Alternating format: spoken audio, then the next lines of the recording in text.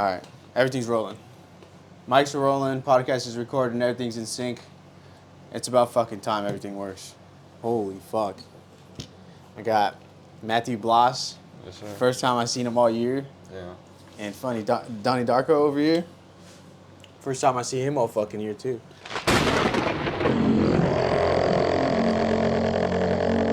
So what's good with you guys, bro? What you guys been up to? Whew. This year's been up and down, bro. This year's been a crazy year. Up and down? Really? Yeah, what do you think? Well, I don't know. For me, it's just been, I feel like... It's just been all down? It's been a good year. No. It's been a good year. Probably for you. This motherfucker, he probably has a different perspective. Oh, yeah, I feel you. Yeah, I feel like, I don't know. I feel like I've done a good amount of stuff with myself this year. Like what? What you been up to? I put myself in a good position. I think I'm at a position right now where my end goal has just become, that much more reachable. That's good. Yeah. So right now I kind of, I'm in a spot where I have the ability to learn from some of the smartest people that I've ever met on some of the most advanced technology that I've ever seen. As far as security integrations, when it comes to, we only do federal projects. So it's like government buildings, labs, like deep shit, a lot of shit that I can't really talk about. Right. But I'm in the hands of some fucking crazy engineers that know how to do, like, make the impossible possible. And luckily I got in because a recommendation for a technician job, but in the interview I told them, like, I've been walking around, like, talking to other guys, and some of the guys have been doing that for like 20, like 30 years, Yeah. And I wanted to know, like, I'm not going to be stuck at this job forever. What's the next step, Like, what are they not willing to do to get to the next step, you know? So, I think they liked the way I came off. So, right now I'm training to be, I do a little bit of software engineering, a little bit of mechanical engineering, kind of combining the two. That's fire. So, Isn't that something you always wanted to get into? Yeah, it's something that always interests me. Yeah, that's good, bro. Yeah. That's good. What about you, bro? What you been into? I'm in the cave right now, bro. Just chilling, dog. Yeah. I'm trying to rediscover myself, bro. I'm really trying to, I don't know, man, just been quiet. Real quiet. Yeah, I feel like once you open, it's like Pandora's box. Once you open that box of trying to discover who you are, you kind of just keep doing it over and over again. Like, people call it like a spiritual awakening. You have your first one, and then you kind of stay in it for a long time, and then you realize after some time you don't fucking know shit. Like, you thought you knew shit because you like realized something about yourself or about the world or maybe both in a certain era of your life, and then eventually you kind of outgrow that shell, and I feel like you kind of realize maybe for like a decade of your life you didn't know, you were ignorant that you didn't know anything. And then maybe when you hit your 30s, like when you hit your 20s, you feel like you're so much more smarter and wiser than when you were a teenager. But then when you hit your 30s, you feel like in your 20s you didn't know shit. And it kind of like, it's like a never-ending cycle throughout your whole life that eventually you just become the wisest person you can be, when your day comes. Yeah, there's definitely a lot of time for knowledge. I just felt like I've been looking at myself, man. I don't like the environment I'm in terms of the people I kicked it with and all that, and I'm just trying to, I guess, recirculate and trying to find something else where I do fit into that. And that's like, I've been looking at that the whole year, trying to look at business adventures, new opportunities, new paths, new people. Because I think I'm just not working in this environment. That's just me. So I've been like really just quiet. Yeah. Just ignoring shit. Like, as far as friends hitting me up and all that, I have like a whole different energy. And this time, I'm not even like trying to put it forward like that. It's just more like, it don't sit right with me this time. It's just a different filter. What doesn't feel right? Just my past self, or like people that I used to hang out with, or dreams I had with certain people and stuff like that. Just not the same. Like, that person, I can't connect with them. Like, I'm far gone from him. I feel you. Yeah, I mean, I feel like that shit was just ended. Like, everything that happened to me just ended, and like I didn't even end it myself. Like, just life just was like, you know what? I think you're done, my boy. Like, God's plan. Yeah, something like that. Maybe God, or maybe it's just me, my realization. Yeah, I think for me, I noticed a lot of how I reacted and interact with a lot of people when Charlie Kirk, his whole thing took over the internet, and Oh it was like man, dude, that it was the most fucked up I, thing I've I, seen I in a long have time. I had an initial response from that situation, and then after talking to a lot of people about it, that shit is it's crazy, bro. I think it's crazy to me how polarized people's opinions about what happened to him, not even about him, but what happened to him is so polarizing when obviously that shit was like, it's so fucked up. Right. It's one of the most fucked up things I've ever seen. Mm-hmm. And the old me would have been on a fucking rant telling everybody like, How to think. yeah, like how to think and why your opinion is wrong, and if you're cheering for something like this is so it's fucked up, bro. This is inhumane as inhumane as it gets. And now when this time around me today, it happened, and I had a pretty strong opinion about it. Yeah. But as I seen people reacting to it and people mourning him publicly and people bashing him publicly and saying that he fucking deserved it, which is cruel in my opinion. Um, I find myself like Ranieri, just not saying anything to anyone, just knowing that, in my opinion, anybody who celebrated his death or in any way, shape, or form, even a small bit, like if you posted something that was pro his death, Mm-hmm. I just took you off because anybody who's Like you remove them off of social yeah, I just media? took him off because I don't want to even be associated with you, Right, bro. right. What kind of person are you to that your initial reaction to seeing somebody get assassinated is to turn to the camera like that one guy in the front and celebrate in the direction of the gunfire.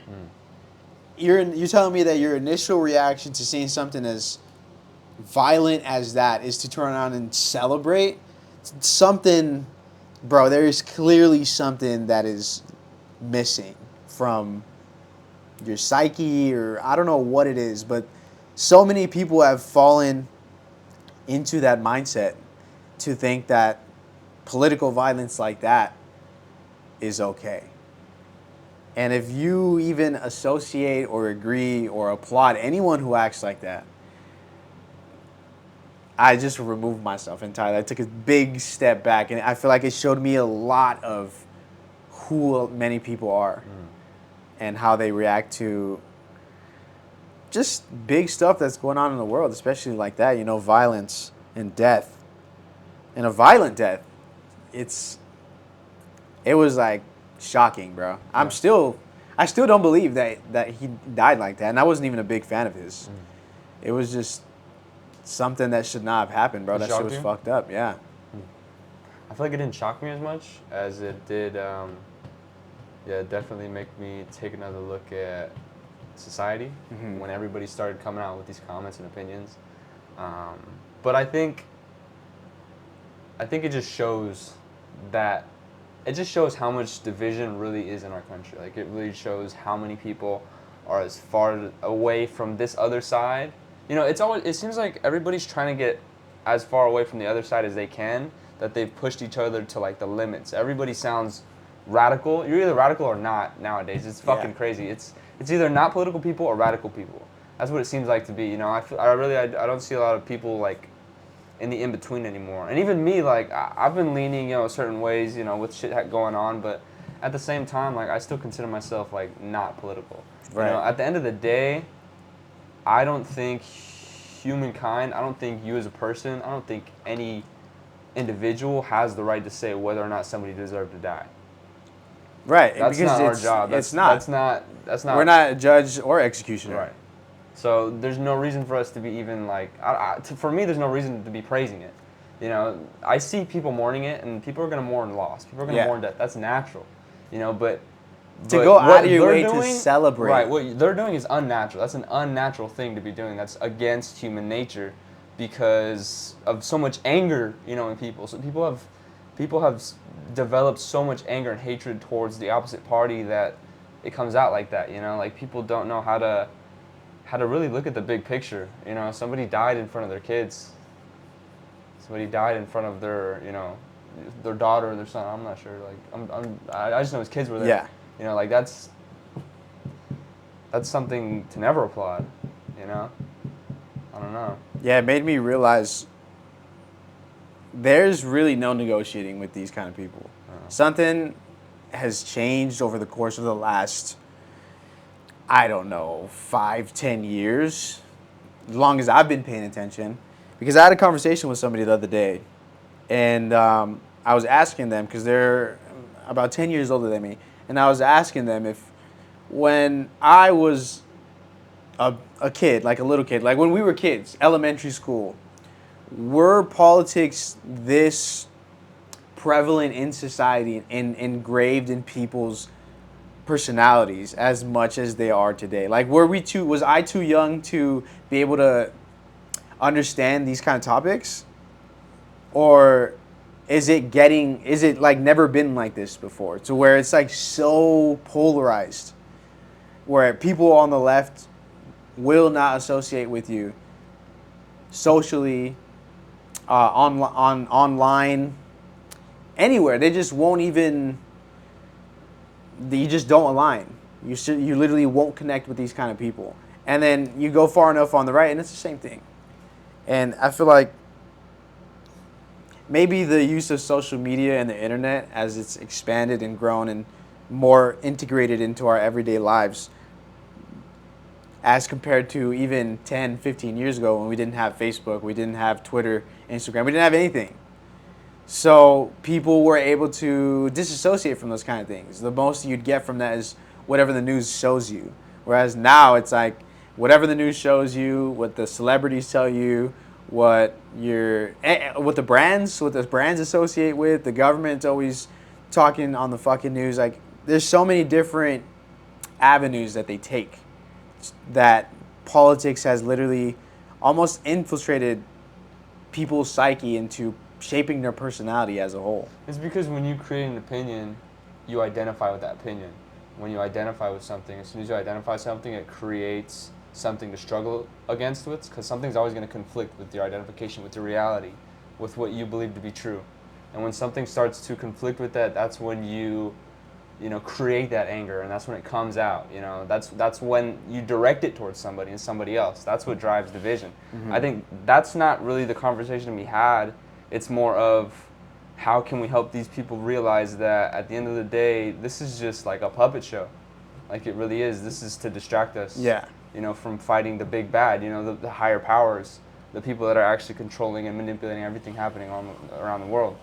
This is just a fucking game. Yeah, I heard a quote yesterday. I was at work. Somebody told me this because we were talking about politics. You always hear people talking about left versus right, liberal versus conservative, but mainly left versus right. But you never hear up versus down, and that's really the whole game. You keep the people in the middle going from left to right. But if you keep them distracted on going left to right, you'll never catch them. You'll never allow them to wonder about going up and down. And, as we've seen over the course of the last 10 years, maybe we've been paying attention to what's going on in the world around us. The rich are getting richer and the poor are getting poorer. I think that's the only thing to ever have been constant. Yep. It's fucked up, bro. How do you fix that? I don't think it's our job to. I think people that have involved themselves so much with the material, of this world, everything is of this world, everything they're chasing is of this world. You remove yourself from this world, that's not your end goal, it's not why you're here. God brought you here. Right. God brought you here to do something, to spread His love, spread His gospel.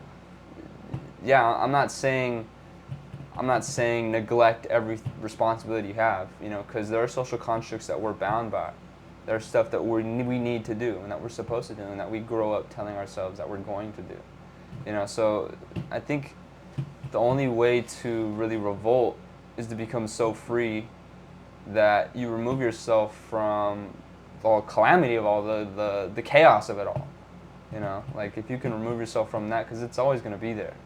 And yeah, you can say, let's all put our heads together and march towards something, but we just don't have enough money. Right. You know what I mean? Yeah. That's what it is. Like, you can get as much money as you want. As soon as you get enough amount of money, you're on those people's radar.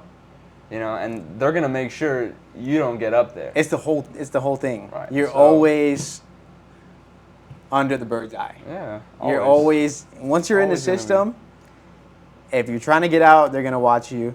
You know, you got the NSA listening to every single phone call. The CIA probably has a profile on you.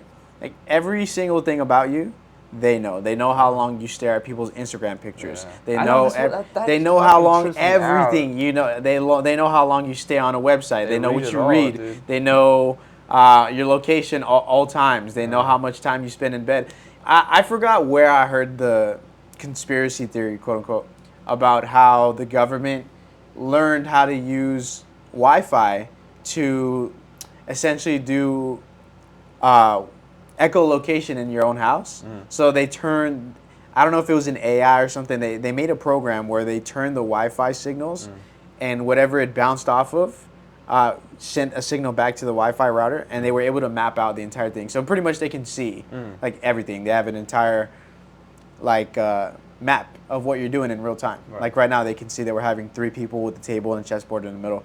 They can see the entire thing. It's fucking insane. So that as a whole is the, like, what people call the matrix, right? That's the entire thing that you're trying to break out of. But at the same time, breaking out of that, and then once you are on your own, there's so much, I think we talked about this before, there's so much of that you sacrifice. Because remember that one podcast that we had where you were saying you like just want to live on an island and just do your own thing.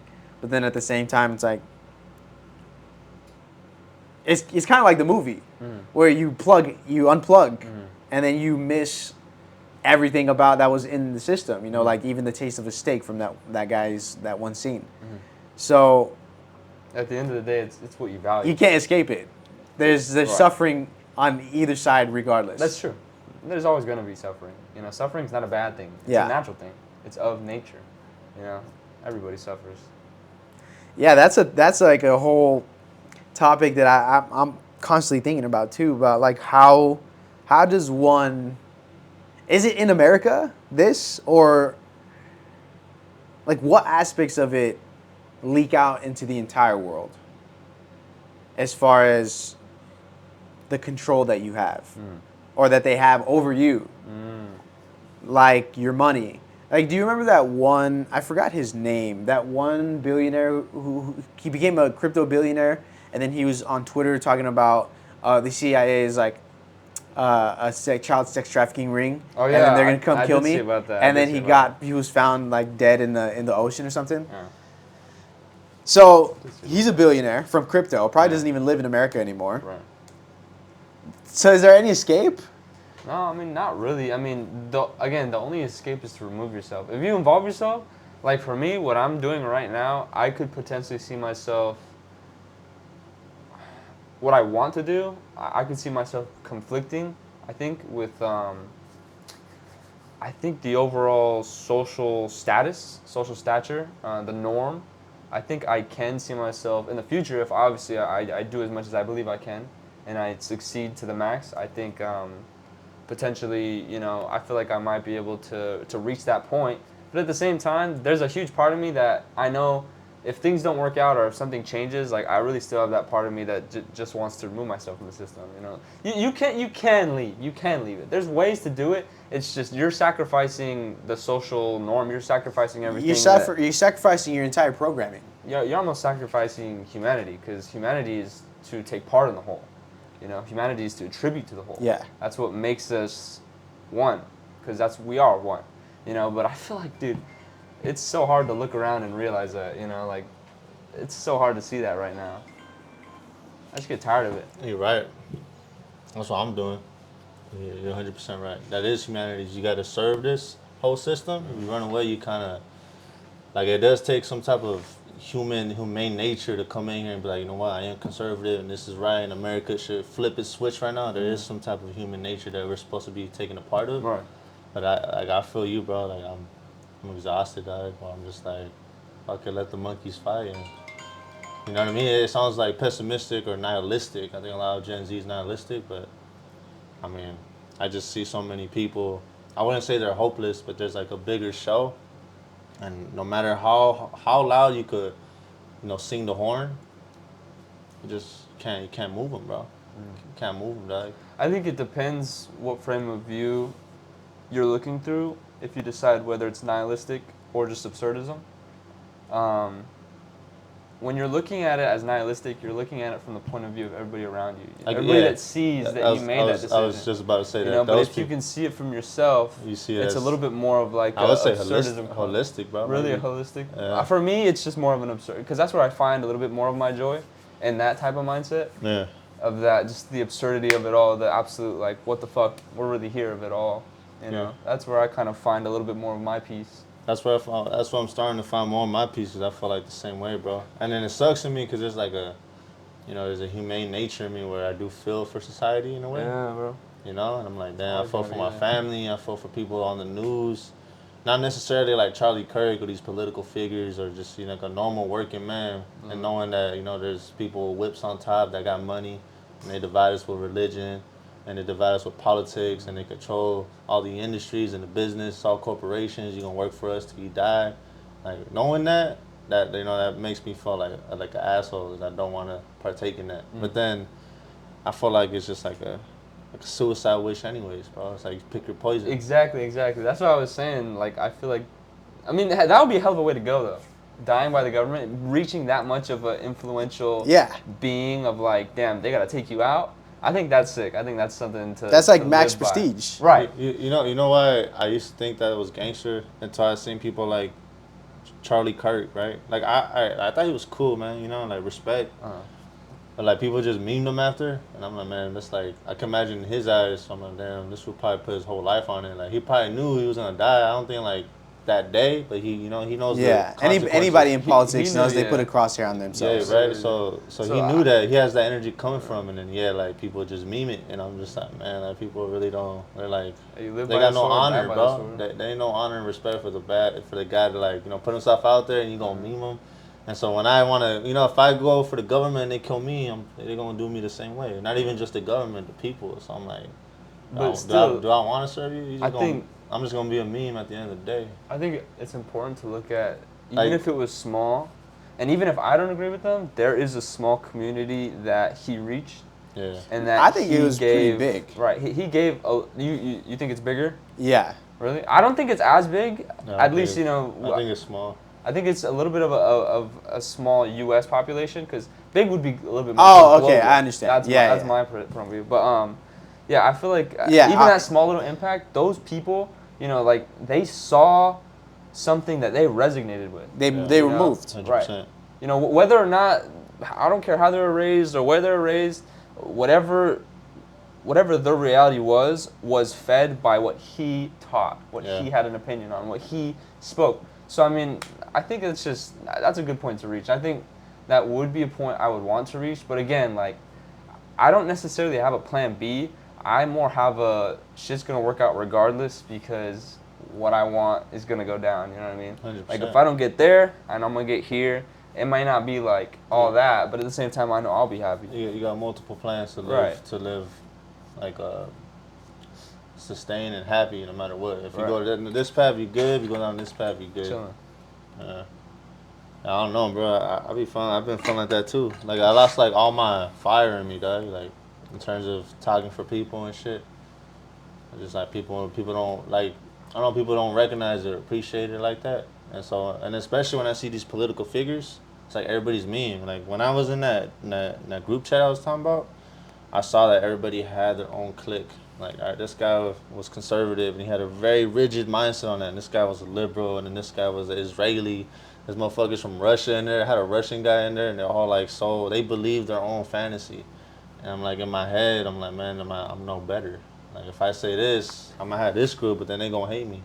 Everybody's realities you're always going to be hated, no matter what. You can't have, if people, and this is one thing that I've started to realize in order to, you're never going to win, bro. Nobody wins.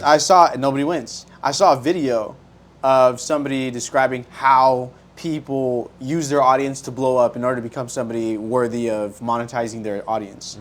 The only people who somehow become big enough to actually have any influence on a certain amount of people is for you to be liked and loved by your audience because of how much you speak for whatever it is that you support. But if you have something that you support, the way that you get people to be on the same page is to face them against one thing or person. So you have to have somebody who is the enemy. So once you rally enough people who believe you to be the face for them, then you become a voice powerful enough within yourself, and you have the enemy. But within that formula itself, you have to have the enemy. So there have to be people who hate what you say in order for you to have people who love what you say. And in that, making yourself public on the internet for people to hear what you say and think, you're liable to get doxxed. You're liable to people's opinions, to people's hate, to potentially somebody knowing where you live or somebody knowing where you work, and eventually coming up to you and doing something that is dangerous to you or somebody that you love. And I mean, I guess you can say that's part of the game. Live by the sword, die by the sword. Again. Exactly. If you're gonna live that way, you're gonna die that way. Yep. So, I mean, it's just about making a decision. Everything is about making a choice. It's all about deciding what you are about, what you're for, what you represent. Like you can say all you want about what everybody else represents and what this party represents and what that brand talks about. Like, it's all gonna say something different. But at the end of the day, you gotta decide. What do I stand for? You know what really turned me off too is when I was, like, you ever meet someone that's in your life and you're like, fuck, like they don't really respect you on that level because you might be younger or something. Like you growing, you trying to evolve, right? And then you start doing shit, you start moving, progressing, and you start evolving, and then you get the respect. And so what that taught me is like, man, if I go out there and I'm a leader for people, people ain't gonna listen to me, and then you start getting this crowd, and then those people that were hating on you, they start looking at you. That shit drove. I didn't like that, bro. Because I'm like, man, why can't people just be authentic from the beginning, bro? Like, you know what I'm saying? Just support off the rip. And that shit right there is why I don't even want to do that shit no more, bro.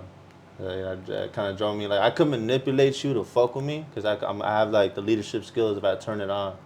But the fact that I had to manipulate you for you to fuck with me, which all these political figures do, Trump, Obama, they just manipulate people. That's just what it is, bro. That's how you become a leader. Is you say some shit that people like, you relate to it, you might believe it, you're able to manipulate it and get your way, bro, and people are going to rock with you. I see it as more like a false idol. It's a false idol, yeah. Because, I mean, idols don't necessarily mean, they have this, like, hierarchy in society. It's more of, like, if they have that much to say, if they have that platform to say, what they think, I think you can give any stature, even if it's, like, a small group of people to, like, influencing, a whole city. I think you can give that a pedestal, and when you put it on there, that's when, people start to change like that. Yeah, I've seen it firsthand, bro. I've seen people like not like even with girls. Like keep in mind, like you won't make that much money. Give you some money, pull up with a Lambo. All of a sudden, you like the guy, and that's like that manipulation shit. Not that, like when I seen that, that was a really dark side of me looking at human nature and society. And I was like, man, you know what? Do I really crave that ego to like manipulate people like that? Like, it just wasn't sitting right with me, bro. And then that's when I sat myself in a room, and I was just like, man, it's. To me, it wasn't worth it. That's just me. It might be the pussy way out or whatever, right? But I don't know. There's something about authenticity and honor, just recognizing how the game is. And if I see how a robot's built, that's how the robot's built. Do I want to be that robot? I don't know. I guess it's up to people, Some people crave that love, that power, that respect. And if you that character, then walk in it. But then you know better than them. Even though you try to portray a different ideology from them, you walk the same shoes, just in a different outfit. That's how I see it. Same thing with a conservative, with a liberal. We're all saying that we're all different. Oh, he's like a good guy, he's a child of God or whatever, but you manipulating the same way these motherfuckers are. You just have a different ideology. That's just how I see it. I don't know if that makes sense. It does. Again, I think it just continues to cycle back to identification. Whatever you identify with, you strengthen in yourself. And you hate the opposition. Yeah. It's just relieve yourself from it entirely. There's religions based off of relieving yourself from any type of identification. Yeah, that's why I never knock religion, bro. You know, so I mean, do you want to identify with stuff? Do you want to create an individual? Because you really, at the end of the day, you don't need to be anything. You can become nothing. In order to become nothing, you have to become something. When you're happy with what you become, when you're in that state of looking around and realizing, you know, like, I have a sense and a grasp of what I can be, you can choose to remove yourself from that entirely. What you were talking about, you know, like that whole walking into the same shoes, walking in those shoes. You walk just like me, conservative, you know, liberal. You can take that part away from you. You know, what are you choosing to do? That's what I've been thinking about. You're trying to decide like what side. Imagine you're a soldier, right? And they gave you this fucking RPG, right? And then on the other side of the battlefield, there's probably like 100 soldiers, and they got no guns, they got knives. But for whatever reason, you got this rocket launcher. Now, are you gonna kill the soldiers? Like, you can kill them like nothing, bro. Like, if you turn it on, or are you just gonna call mercy or let them wreck you, or you gonna run away? That's kind of how I feel. I feel like I'm in that position. I don't know. Like, do I want to stand in my shoes, in my outfit, and just say, fuck it, we ball? Or should I give them peace to them, which is submitting to that side, or should I just run away? That's kind of how I feel. So you're still trying to figure out. I don't know how I want to wield my power.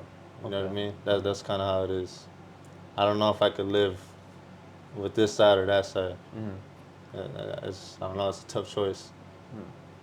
I guess I'm trying to decide that. The best one sounds like just me running away. Right. Just me just dropping a rocket launcher. You guys put your finger I felt that shit. Go ahead, bro. I felt that shit. Honestly, that's a big part of, you know, how I think. You know. Say, what if we were to strip all of humanity of the separation that we associate ourselves with? I was listening to the song this morning, "Imagine" by John Lennon. Imagine there's no countries. Imagine all the people living as we were one. Would that be the solution to all of it? Because countries and different cultures and different ideologies, they're going to have friction with one another. Always, yeah. So I was listening to that song driving to work this morning. I was kind of like, fuck. How do you take that principle and install it into today's society? What principle are you talking about specifically? Just giving people the ability to disassociate from their beliefs, which separate them from others. You have to remove the fear. There's fear in not being anything.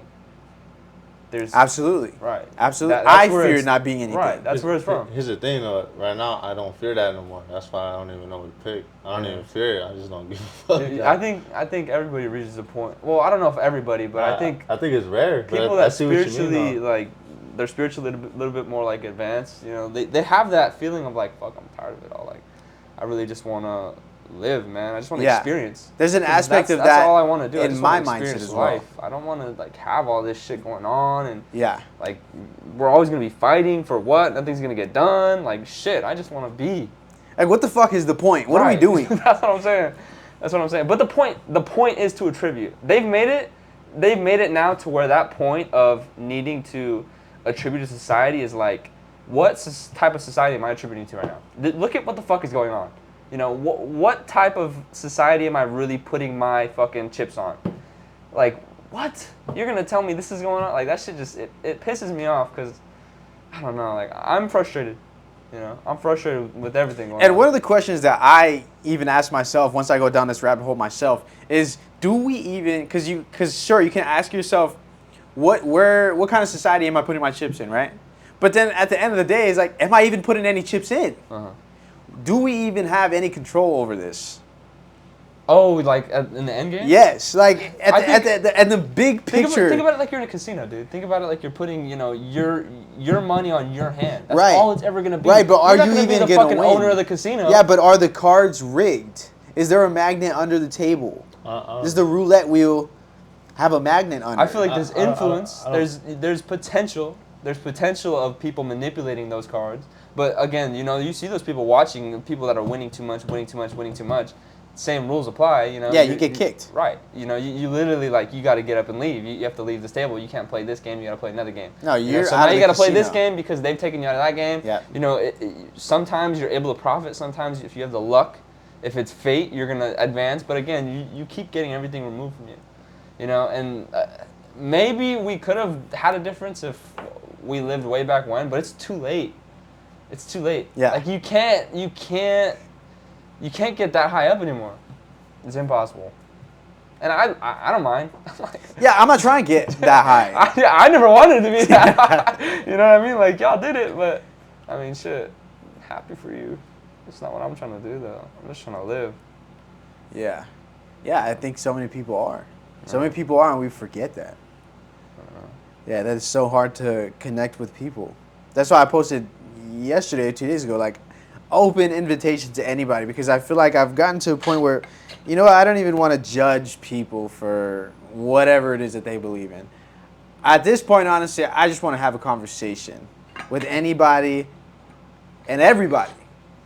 And specifically those to circling back to Charlie Kirk, who celebrated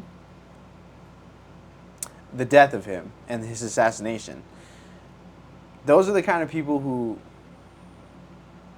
I wouldn't necessarily say that I want to have them here, or even have a podcast or have a conversation for a podcast that goes online, but to talk to those people and just for me to understand why is it that you feel so much hatred that you celebrate his death, and is it possible for you to somehow disassociate from that? No, that's for you to take a step back. That's just on a whole different.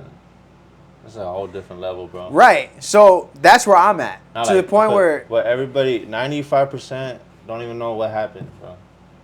What do you mean? They pretty much don't even know what's the whole point of that whole death and what it caused and the ripple effects it has on society. That shit. Right. Even conservatives, we all got, everybody got finesse, bro.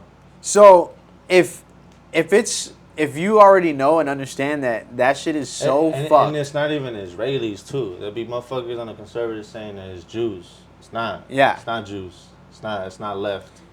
It's none of that shit, bro. It's just Fugazi scheme, bro. They shot him with a 30-06, fool. They shot him. That's with a bullet. And then if you look at the end, when they had the autopsy report, it was an exit wound, no enter wound. And a 30-06, bro, that's a sniper bullet, bro. Put it this way, if he shot where he shot from the roof, and he shot him in the neck and it was clean, it was pretty gruesome. I ain't gonna say it wasn't gruesome. It was a gruesome video. The tent would have been right. Oh yeah, but his neck would decapitated, bro. If that was a 30-06. That bullet that he said that they got shot with, it wasn't a bullet, bro. I think it was the government that handled it, that took him out. Yeah. I think they needed that little bit of a push. Cause it's the most perfect catalyst to get the left to fuck with the right and go fade, and then you get both of these motherfuckers can fade with the Jews. So my whole mentality on that entire thing is I'm on the same page as you, where it's too much, where you can't change your mind. Bro, you can't. Look at the 30-06, bro. Put How do I spell that? Put a 30-06 bullet. 30. Or just put Charlie Kirk's bullet wound or bullet caliber or whatever. Bro, that bullet right there decapitates anyone, especially from that range. Your body's done, bro. I don't give a fuck where you get shot at. That shit's getting blown up, bro.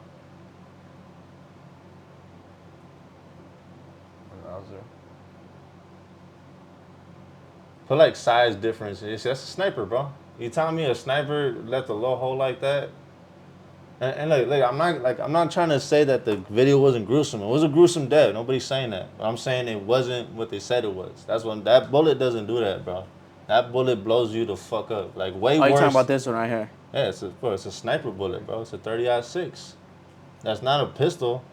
First off, a pistol would fuck you up in the neck as well. It wouldn't leave what he left right there, bro. I mean, the shot in general that they're claiming he took, if you have to look at the trajectory and everything that was going on, the amount of training you need to hit that shot in that situation, full crowd, as accurate in a vital point as he did, the level of training needed is fucking beyond me, dude. It really is. Bro, how is just some untrained kid pulled off the street and hit that shit. There's a hunter on Twitter that shoots the same rifle with a 30-06, and he shoots a buffalo.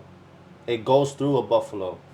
Oh, shit. It goes through a buffalo. How the fuck does it not have a fucking entry wound on Charlie Kirk? Yeah, I think I saw that like ricocheted off his collarbone, right? They even said that Charlie Kirk had a titanium neck or some shit. Like he Yeah. had like a Superman neck. No, bro.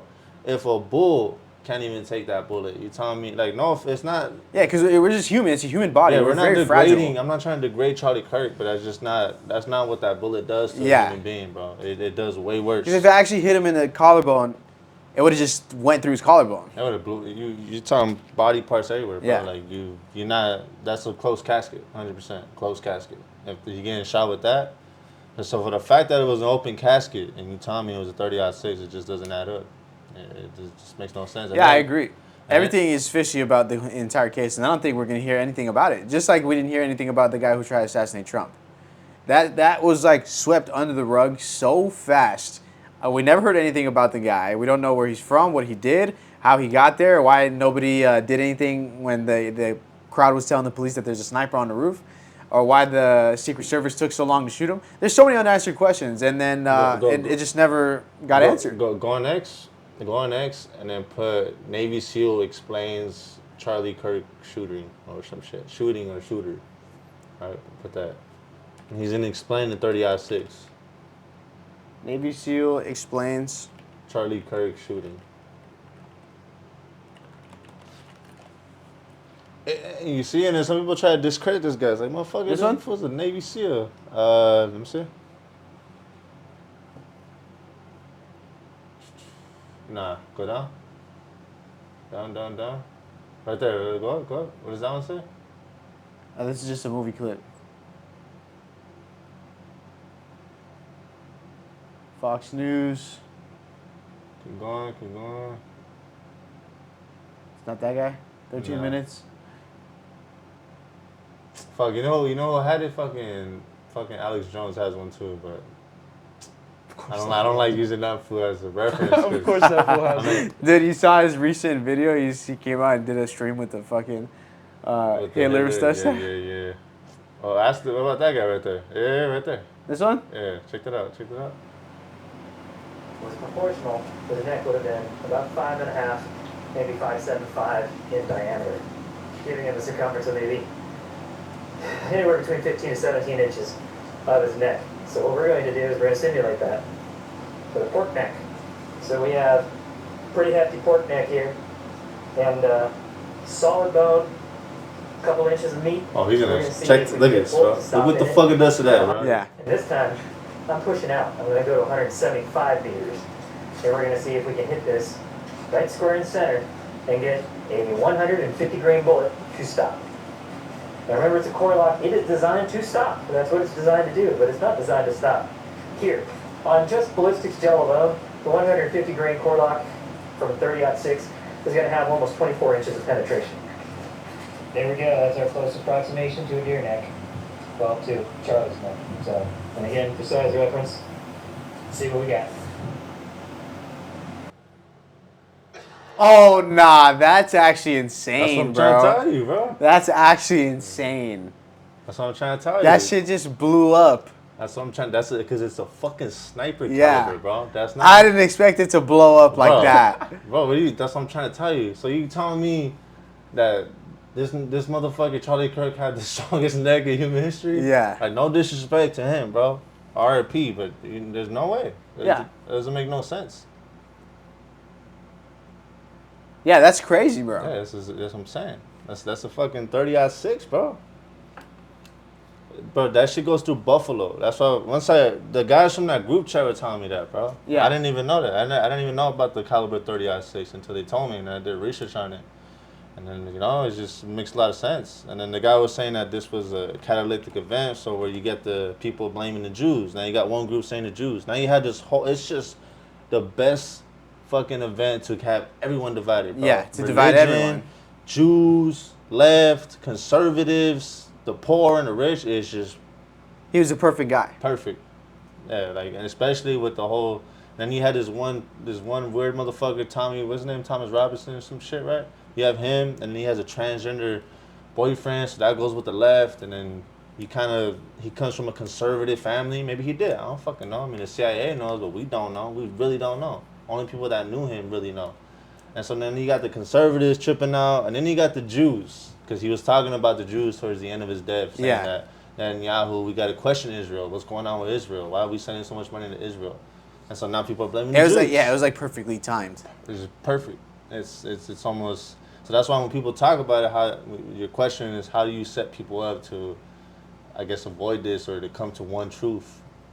I don't think it's too high, bro. It's too high of a level. Like, people don't even know about that shit. They just think one-dimensional, and they think it's the left, or it's the Jews, or it's the conservatives. You get my drift? It's not. Right. Yeah. I agree, and I agree with you entirely. But that's exactly my point. That my follow-up question to that, when I'm thinking about all of this, that I agree, it's too fucked up in societal terms that you're never gonna get people to agree anymore. Like, I don't know what it's gonna take to get people to agree to be on the same page. How do we come back from that? It's tough. Is it just gonna keep fucking? I think it's gonna collapse. And then what? Restart. Something's gonna restart. I think so. I think it is gonna collapse as well. It's just that people think very one-dimensional, dog. You have to think in all types of perspective. Like, for me, I had to look at all angles. I didn't even notice that, bro, until people tried telling me that. I was like a conservative. Now I'm not even political no more, bro. Fuck all that. Yeah. Conservative, liberal. I agree. I'm just looking at it as a whole. Yeah. I'm looking at what people on the left are saying and saying, okay, I agree with that. I disagree with that. Mostly I disagree with, because they're just so far from logic. And then you look on the right, but at the same time, nothing has changed. I've lived through, how many presidents have we lived through now? We lived through Obama, Biden, Trump again. I guess Bush a little bit. I mean, we were little kids, so I wouldn't consider that, because I wasn't even conscious. But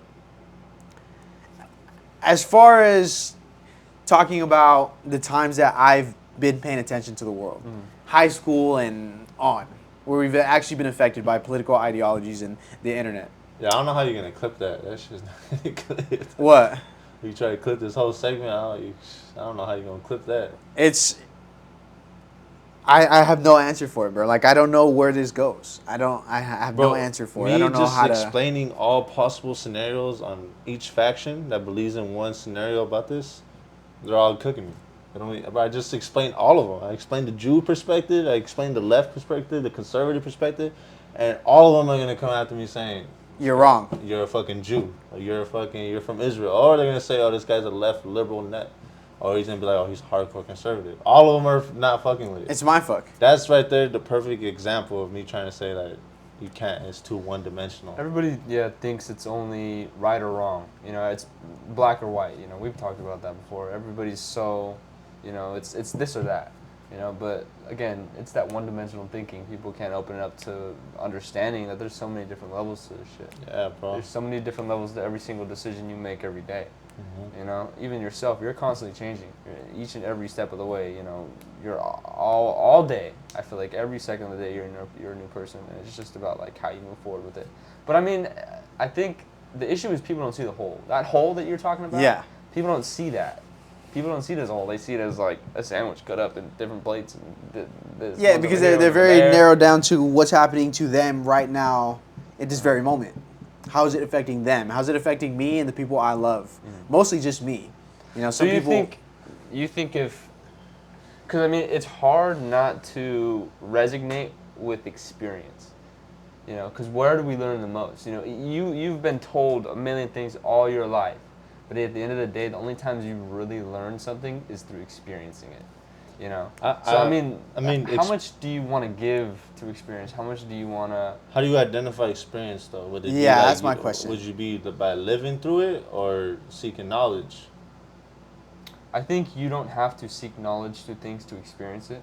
I think a lot of people choose not to, but it's that decision of seeking knowledge that separates you from the mass. I had a conversation with my mother. We were talking about, because 9/11, so my dead brother, his birthday is on 9/11, bro. So it's just...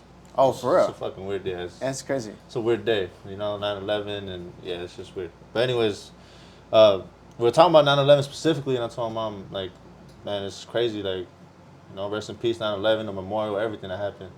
And she was like, I know, I can't believe that Afghanistan's and Al Qaeda and Osama bin Laden did all that. And then I showed her that Tucker Carlson episode where they drop about the 9/11. She's like, "Are you crazy? Like, how do you sound like crazy? What are you saying? Like, it wasn't an inside. America didn't do that." And I was like, "All right, Yeah. I'm not even gonna fuck it, bro. I'm not even gonna say nothing." But then, all right, so then I was like, "You know what, Mom? I'm gonna get this video. It's a documentary and explaining what happened with the Trade Center, with the hijacked planes, with the CIA agents that were hijacking the planes." So then I showed her it. She didn't even want to look at it, bro. It was just so boring to her. So I'm like, so in that term, she experienced it more than me. Like, she probably was waking up that day going to work and seeing 9/11. Like, that would have blew me. That was like our Charlie Kirk probably 10 times. Yeah, like I that as I the could worst terrorist attack in the history of the I could the imagine. country. And then no social media. So when you watching that live, you're like, holy shit, bro. Like, I would be tripping the fuck. I didn't live it, but I would imagine. I mean, we tripped the fuck out when we were in school and they showed us that. Yeah. That shit was trippy as fuck. Yeah, so imagine watching that shit live and raw. So I was thinking, like, she experienced that, but she don't have the knowledge. So Well, that's she why experienced it differently. Think so? Yeah, she experienced it in a different reality than where you are. I agree. You know, like she didn't have this foresight because, I mean, I think it's becoming increasingly harder for the government to be as shady as it is because of journalism. Because of the amount of platforms that you can use to say anything and everything.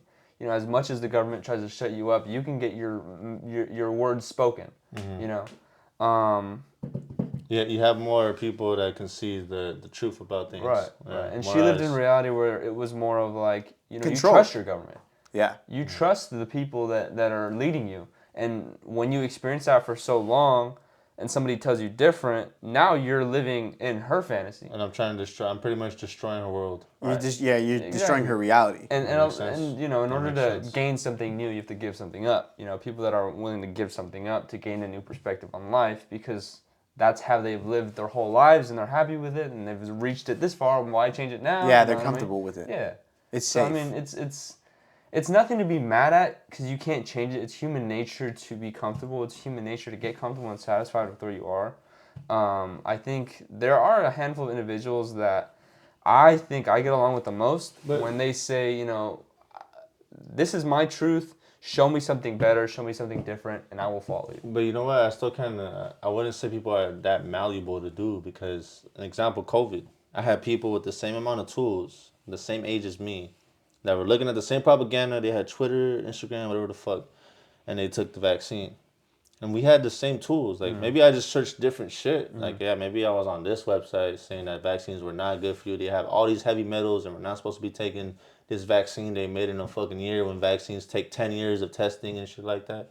Like, maybe I was looking at those articles, but what about the people my age that didn't do that and then and then, you know, what happens there? Like, that's why I started questioning, like, man, what went wrong right there? Like, we both lived in the same reality. Nothing went wrong. No. Yeah. Again, You don't think so? that's two different realities again. Even if you're the same we all live tools- our own Yeah, realities. even if you my reality is your fantasy. You could live in the same house Yeah. and you have different It's realities. But completely how different. would you make it malleable if those people don't want to learn that, though, at that point? Oh, you can't make somebody want to learn something. Yeah. You can't force people to listen to you. You know, you have to let them reach that point of curiosity where they want something different. They want something else. They want something more. You know, because I think a lot of reasons that these people are so mad is because they don't understand what's going on. No. And the issue is they're not searching for that reason of like. But they don't want to. They- That's what exactly. gets them the fuck Well, up. No, they don't want to. I'll give you an example. Me. When COVID started, he was the only guy telling me, don't take it, whatever you do. Whatever you do, don't take it. Nobody was telling me that. Everybody was on the same page. I was scared of COVID. I was scared of what was going to happen because we were in a pandemic. You know, it was a very mind-altering, fear-mongering period in time and probably never experienced in the entire history of humanity. Well, it was like 100 years ago. I had another one. But they didn't have the internet, you know, so it wasn't as in real time, like this is happening right now and everybody knows it. Everybody's locked inside their house. You go around the world. Everything that he was telling me about how we shouldn't take vaccines, how modern medicine has been warped into something evil, has been warped into medicine's not supposed to treat you. It's a chemical weapon. Yes. So I didn't see those things. I didn't understand how so much evil could exist in the world, and so close that it's essentially blinding to you. It's like a glass wall that it's a veil. Yeah, because you trusted it. You trusted Yes. the world that you lived in. Yes, because why would anybody mislead me and lie to control? What the fuck is the point? I don't understand. Like, why anybody would be so evil to do that. That's just so fucked up to do. Like, who would lie? Because we can't see it ourselves. Right. Because we couldn't do it. Because I wouldn't do that. Right. So I would. So you expect everybody to be the same. Yeah. No. And I didn't understand that. I didn't understand how anybody could be so evil, and why specifically our government would allow something like that to transpire. It's just not possible. Right. In my reality at the given time, it's not possible. I gave them the benefit of the doubt. And it wasn't until afterwards that I did it, that I took it twice, that we sat in here, took a psychedelic, which gave me a 12-hour window to have the opportunity to rewire my thinking and to disassociate from all of the beliefs that I've had for my 20 years of life, or however old I was when we did that. And all it took was that 12-hour window where we sat in this room, we had a 12-hour podcast. It's a conversation that I wish I recorded. That would have been the best podcast I ever had in my entire life. And we sat there and nitpicked every single thing, essentially every single conversation him and I have had. And we used to blaze it a lot. I was talking about this with one of my homies the other day about the different people that I used to blaze it with. One being Renee. He lives down the street, 2 minutes away. We would fucking blaze it a lot. And we'd sit there and we'd talk about every possible conversation. You can imagine. We started doing a podcast in sophomore year. We didn't know what the fuck we were talking about. We just loved to talk. But his reality and the things that he was telling me, I was not grasping them because I couldn't see them as possible. But in that 12-hour window, I was able to disassociate long enough for him to show me his reality. And I understood why. That was really the entire root of it all, was the why. Why would a government do this? Why would they allow all this to happen? Why would they lie? Why would they make the poison? Why? Why is the most important question ever asked. It's just why. Once he gave me why, it was like a fucking light bulb turned on. And in my entire reality instantly shattered. And I had my actual first spiritual awakening, where my entire identity, my entire mindset, everything that I felt safe in for however long I'd lived up to that point was entirely shattered. It was gone forever. And I've never gone back to that. And that's your answer, is that I didn't want to. That was the truth. The difference between prior to that conversation and after is that I didn't want to. I didn't want to accept your reality. So you're not going to ever show anybody that, because if they just have their guard up, it's never going to happen. That's exactly how I feel right now, just at a bigger scale. And why, like, I don't even want to do a lot of public work and shit like that. I'm just like, man, fuck that. There's a lot of energy. It's a lot of energy to carve. At that point, you would have to readjust your whole strategy and plan while you're doing it. Like an example, like you could say deep down, I'm gonna do it to influence the people, and I want them to change, and I want this certain group to change the nation and society. But at some point, if you know the truth about that you can't lead them to the water and you can't make them drink it, at some point it just becomes egotistical, where you just kind of want the gains from it. That's why I see it. There's no other way, knowing that these people wouldn't really see. They don't want to learn it. They're not gonna learn it. I wouldn't say necessarily. It can. Some people probably live like that they do only want the gain from it. You know what? Like, I'll give you an example, bro. Like right now, I'm sure everybody's knowing this, but right now, Jesus is popping right now, bro. It's like a big trend. Yeah, like, and it was just cool, bro. I love that. I mean, I'm not a religious person, but I love it. But it's a big trend, right? And so I see people be saying these beautiful Bible verses, Corinthians 3:16, John 3:16, and they're doing their workouts, whatever the fuck. Cool, but then they'll try to monetize it, and I'm like, if I was religious, I wouldn't try to monetize Jesus. Like, try to make a T-shirt or whatever. Like, it's cool. I understand it. But at the end of the day, it becomes where you're not really trying to push the message. At some point, you're trying to profit it. Is that not egotistical in some way? Maybe I'm wrong.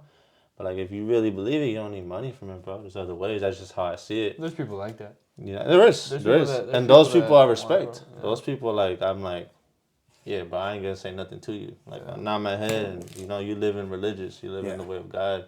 I ain't gonna say nothing to you. That's why I never knock religion, but I feel like at some point when you try to become an influence like that, those people aren't chasing power, and you can see it in them. They're not chasing money and all that. They don't need it. They're very humane and humble, and they know what they want. Those people, I can't see that, and that's how what I'm kind of conflicted with myself at that So point. do you have what you gotta find right now? I don't know if this has come apparent to you, but if you want to attribute to the whole, you have to find a purpose and a reason to attribute to the whole. You know, like You know what I do want to do is I want to find a way to be financially free without it offline to know that okay I ain't doing it for money. but That makes that's not necessarily looking at it from the perspective of the whole. Like that's an end goal. Like I feel that shit. I Like I feel like definitely money do. compromises everything. There's no way that I can't. No one can change my mind on that. I really Like do. it money corrupts. Money It does. corrupts. Yeah, that's what the Bible says. On every ideology, it's gonna compromise you. I Whether you're a agree. Republican, I mean, look at fucking Trump. We fucking hooted and hollered. Everybody voted for him, and little did we know he was getting fucking funded by AIPAC, bro, which is the Israel lobby. He didn't know that shit, and look, now he's pro-war, pro-Israel, right? And that was our man.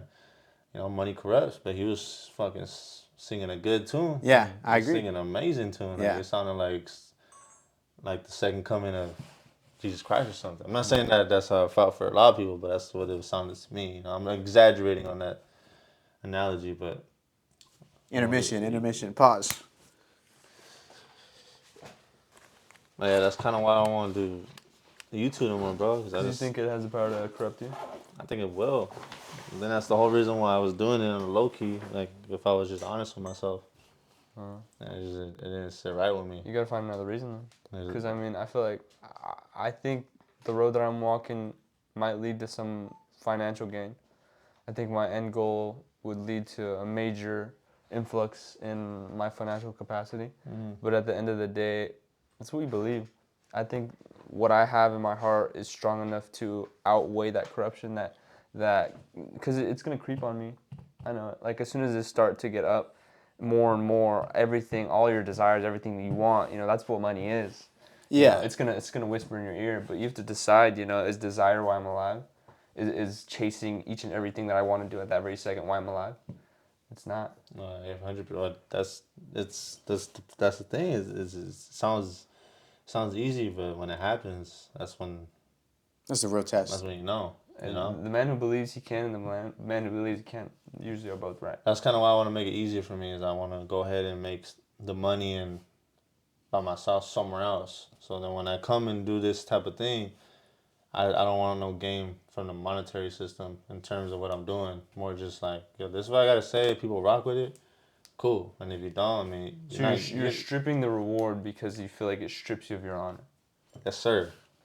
Yes, sir. That's right there. There it is, bro. That's Got the you, one. I got you. I'm That understanding. and that shit's been fucking with me for like a whole year. Like Yeah. that's all I've been thinking about. I know exactly. I've had that same thought. I've had that same struggle. Yeah. I really have.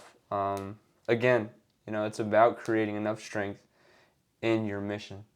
I have enough strength to.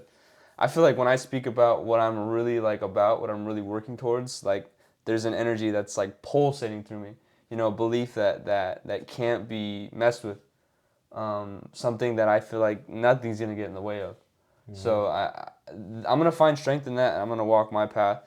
But until I think you reach something that moves you as much as that thought does, then you're gonna continue to struggle with that. You're gonna continue struggling, saying that like you just don't. I know why you're having that issue with yourself. Because I feel like I have the same thoughts. I really do. Even in the situation I'm not in right now. Because I could see people do content. I could almost like I don't know them specifically, but I can almost like see What kind of person that they are. the monetary gain. Yeah, like I know like it's a hot topic.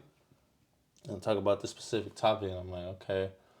And the next week is just like completely gone or whatever. Or like, they're going from this to this to this, and then you could tell it's not genuine. And you could tell like you watching the topic, and then 5 minutes in, check out this sponsor, guys. It's like, all right, bro, like come on, my boy, like you know what I mean? Like I feel like an authentic person. Like I understand you trying to get your money, bro, but it's like, man, you trying to just monetize that specific topic while people are really tripping over that. You know what I mean? Like, how you gonna monetize? Oh, I feel you. How you gonna I know exactly what you're talking You know about. what I'm saying? Like, how you gonna monetize a Charlie Kirk video like in the Yeah. middle of it? And you just like, you really about that? That shit drives me insane. Like, this is there's some type of compromise to make me think about you saying like, do you really believe in that? Like, are you just doing it for the money, or like, do you really believe in that? Is that just your character? Is that your facade? I don't know. Yeah. I don't know. I You'll guess never know though. I'm not exactly, but it doesn't. Are you scared of being perceived that way? For me, yeah, 100%, 100%. I don't want to be perceived like that. But you can never control that though. Right. 100%, yeah. But I know just deep down, knowing that it's not tied to money, that I did my best. I don't think that hate is gonna fuck with me. For all that I've known you, all the time that I've known you, and all the time that we've done content together, this is one of the things that he's always been back and forth on. One day he'll say that he wants to do it, and then another day he says that he doesn't want to do it. And for me, I mean, I kind of agree with what you said in the beginning. But of the you whole know thing. why though? Yeah, no, I know why. No, I'm not saying it's bad. Yeah. I'm just saying that he hasn't found a side to stay on. He hasn't made up his mind on his why. And I kind of agree with you. For me, is more like that doesn't bother me as much. Like, I don't believe the reward strips me of my honor, because I feel like in my heart, the same way as you, that this is actually what I enjoy doing. So I do feel like that, because at the end of the day, the reason for the podcast is because I love having genuine conversations. There's nothing more stimulating than this. No drug, no nothing that I've experienced, maybe besides movies, that stimulates me more than this, which is just in real time talking about whatever's happening in the world, and me being able to learn from you, and have a different perspective, and an opportunity for each person that you talk to. You have a chance at walking away at thinking With something new. of something new, exactly, changing your entire reality. Now I'm not scared of having that reality shattered, because he did it first, and he did it entirely. To whereas I feel like You had to be open to it. You had to. What you did is you disassociated. When you disassociate for just a little bit, you become nothing, and then you vacate yourself of what you were. And when you're in that state of mind, when somebody can reach that point, things that are new begin to shine in a different way, and you're like, holy shit, this reality is something I'm able to grasp. The choice of whether or not you grasp it is up to you. Yeah, and I felt like he knew exactly, because for a long time he would tell me, "You're almost there, Right. but you're not there." Right. And for a long time I was looking for it. And I didn't understand where I was lacking the grasp. And I don't know, somehow the way that he worded certain things in that specific moment in time, it was just like the straw that broke the camel's back. And it's exactly what I needed at the exact perfect time to make me fully believe, like, oh, okay, this is what it is. And I was able to disassociate from me prior and become somebody entirely new. But Do you believe that's why you're here? What? To show somebody a new perspective? Yeah, but yeah, a lot of people. Yeah, it drives me insane though, cause there's people that I know from high school necessarily where I wasn't shit in high school. Like, I didn't really had nothing, but then I kind of evolved a little bit, and I would have these same conversations with people, and they just wouldn't listen. And then I started making more money than this one individual, right? And then he started listening to like, okay, so why is this working like that? Not you specifically. We were already like on the same level, but another person I'm speaking about. And that drove me insane, bro. Because I was just like, man, I don't want to be corrected by money for fools to fuck with me. I want you. I want you to just listen, bro. Like, from the heart. Like, if I made a podcast and it was booming, no ads. I swear I'm my fucking mom, bro. Like, he knows I'm being for real when I say that. No ads. Like, I just doesn't sit right with me, dog. It's just, I don't know. Maybe that's my problem. Maybe that's what makes me, like, maybe that's as I'm flying, that's the anchor on me. Maybe it's fucking me up. I've always told him that honor is an anchor, though. Honor is something that is going to weigh you down. Yeah. But having that anchor holding you down, I think it makes people around you. It shines a little bit of light. It shines a little bit of there's something that exists more than the corruption of the world in this world, you know, because that may weigh you down. But at the same time, if you continue to live the way that you live, people learn by that. People don't learn necessarily by your words, but the way that you choose to live. You know, Yeah. so I mean, if you live with honor, people are gonna learn honor. People are gonna see honor. People are gonna see that represented in the day-to-day life, and that's when people are influenced. That's when they're grabbed. You know what I mean? If it sounds like I feel like nothing you ever see in your entire life will ever compare to the amount of things people will say about you and notice about you until after you're gone. And Charlie Kirk's death showed that like a lot to me because I never imagined Charlie Kirk to be as big as he apparently is. well, he Because became huge because he died. exactly. But He was a martyr. prior to that, I wasn't even a Charlie Kirk fan. I understood the things that he did, the topics or the niche, which was like Christianity and college liberals, like he was debating them. But after he died, it was pretty apparent that his impact was a lot more than just those two niches. It was in politics and Christianity mostly. So that's why I feel like you shouldn't weigh yourself down too much based on the honor, because based on the way that you live, I feel like the validation that you're seeking from people because you're so honorable, you're never even going to see it in the first place. But you're seeing it as he's chasing honor through other people. He's chasing honor because honor is what resides with him. He's chasing honor because he feels it in his self. Like, you know what I mean? Yeah. You wake up in the morning, the first thing you're feeling is that I'm alive. You know, like you can Yeah. feel that kind of Indebted to right, life. right, exactly. So I mean, you're kind of stating it more as like he wants honor from others. I'm more looking at it in a perspective where sometimes we'll be talking about two different things, and we'll disagree because he'll say that's not honorable, and it's like, for example, the podcast and no ads. For me, if you were to do ads at the beginning, at the end, and then maybe even one or two in between, it's not dishonorable to me because you built the audience. Like, I see a different perspective where I'm like, if you were to put ads on all the work that you did, I don't see it as dishonorable. Because you think you did all that work, you deserve it. Right, but also know your limits. Don't do a fucking Charlie Kirk memoir and then cut away in the middle of it and saying, "Oh, guys, the new iPhone 17 just dropped. That's just Make sure you." that's That's dishonorable Oh, you know how many people because did that? you're monetizing the shock and the attention that it has, because we are in an attention economy. But if you are just monetizing a normal everyday video, to me isn't as dishonorable as, celebrating his death. That is completely different. That's why for him, I think his, like, I guess you could say, you can say his sensitivity, not sensitivity, what's a different word for it? His I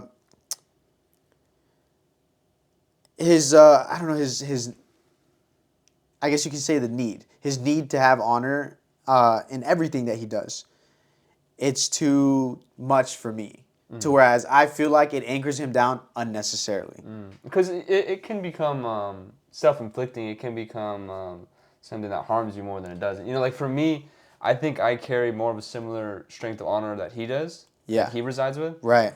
Because even day-to-day things, I mean, I handle everything as they come. You know, if shit switches up, if something goes wrong, I even put off shit that, like, I think is necessary at points, because it's like, I'm just going to deal with it, like, on my day-to-day basis rather than completely solve it, because that's almost like the honorable thing to do in my head. Right. You know, just deal with things as they come. Continue to push forward no matter what the fuck, is going on around you. Like, don't get confused by it. Don't get distracted by it. Continue to walk forward.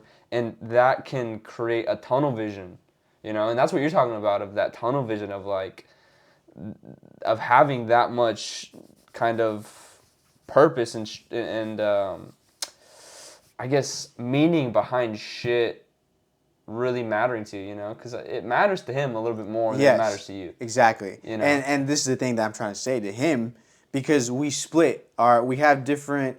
I found it was easier for us to work separately because I have a much different work ethic than he does. He's probably the most hardworking guy I know. I have very few real homies left. I have you two, Mario, Brian, Benji. That's everybody else in my life. Out of you five, he's the most hardworking guy I know.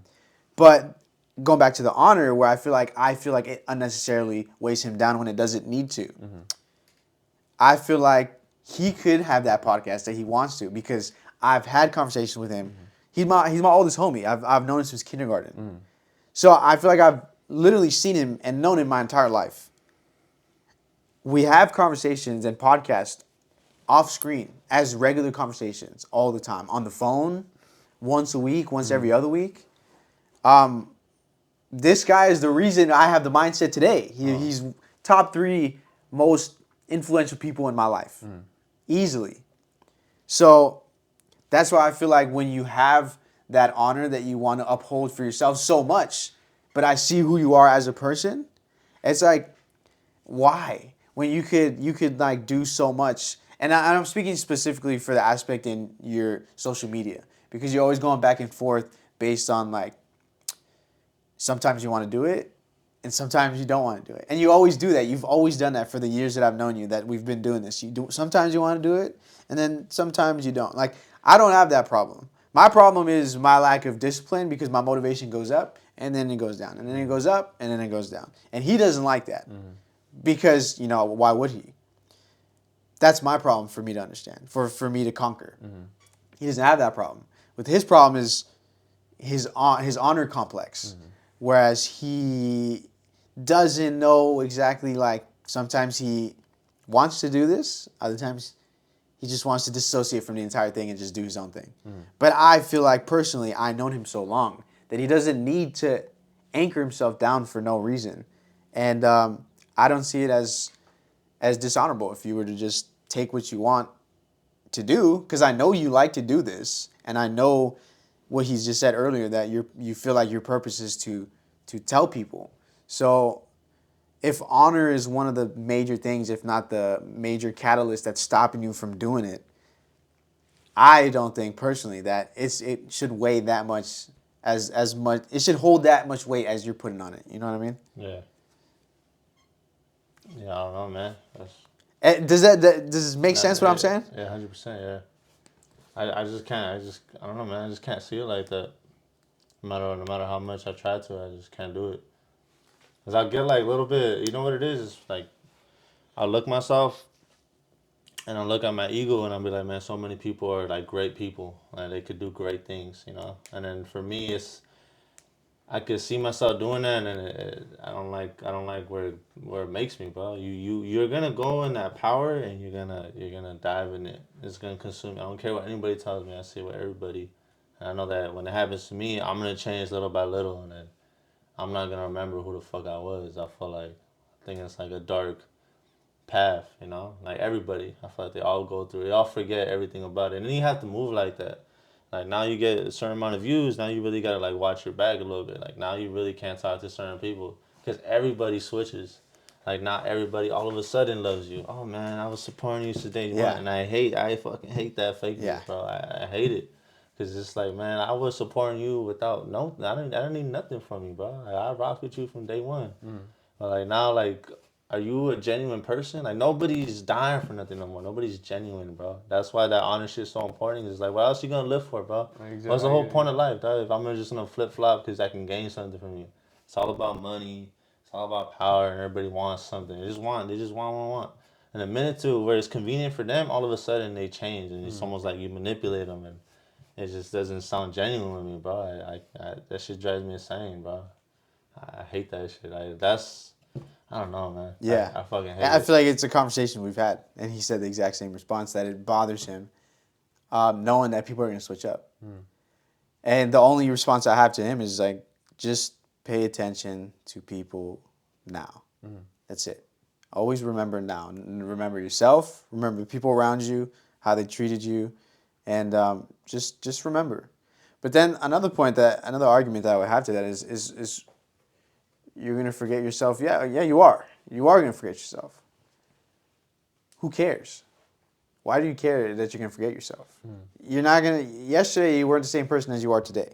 So after you do this entire change, which is what your goals were and what your dreams were, at least a certain part of you, a certain percentage of your heart and your desires, of your goals, You know, if there's something deeply rooted inside of you, He doesn't trust himself. why It exactly? sounds like it sounds Why like why you don't not go trust for it? that you have kind of the strength and the ability to march forward the way that you want to do, having everything come down on you. Like it all just seems like overwhelming, you know. I feel like that's how you look at it, you know. Like you don't trust that you can handle it, that you can deal with it, that no matter who switches up on you, no matter what avenue you go down, at the end of the day, you don't believe that you'll be able to stay kind of like in good nature at the same time while dealing with a bunch of snakes around you, because Right. you're going to give in to that energy. You know, you're going to corrode from it. You're afraid that the drive pushing you isn't strong enough to push you through that. You're going to get stuck in the mud. You know, like I get that fear. I feel like, I mean, that's a fear I think every man has to face. But I think they all get consumed, bro. I don't think nobody makes it up. I think when you reach that, everybody's. I think the point is to try your best.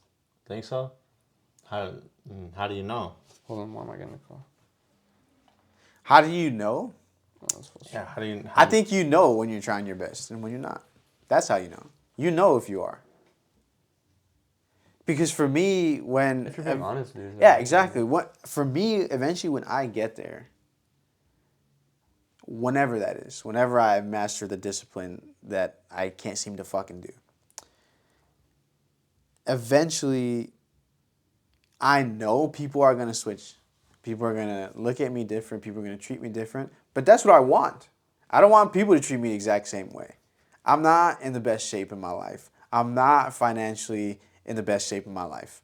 I'm not in the best shape I'm not in my prime at all in any way, shape, or form. So yeah, no shit. I don't want people to treat me the same way because I don't want to live the same life. But that's like 98% of people. I feel like that's normal. I'm supposed to feel like that. I'm supposed to want to have people look at me different. It's an egotistical thing. There's nothing wrong with it because it just what evolves us, you know. So I just don't have that egotistical mindset, bro. Not no more.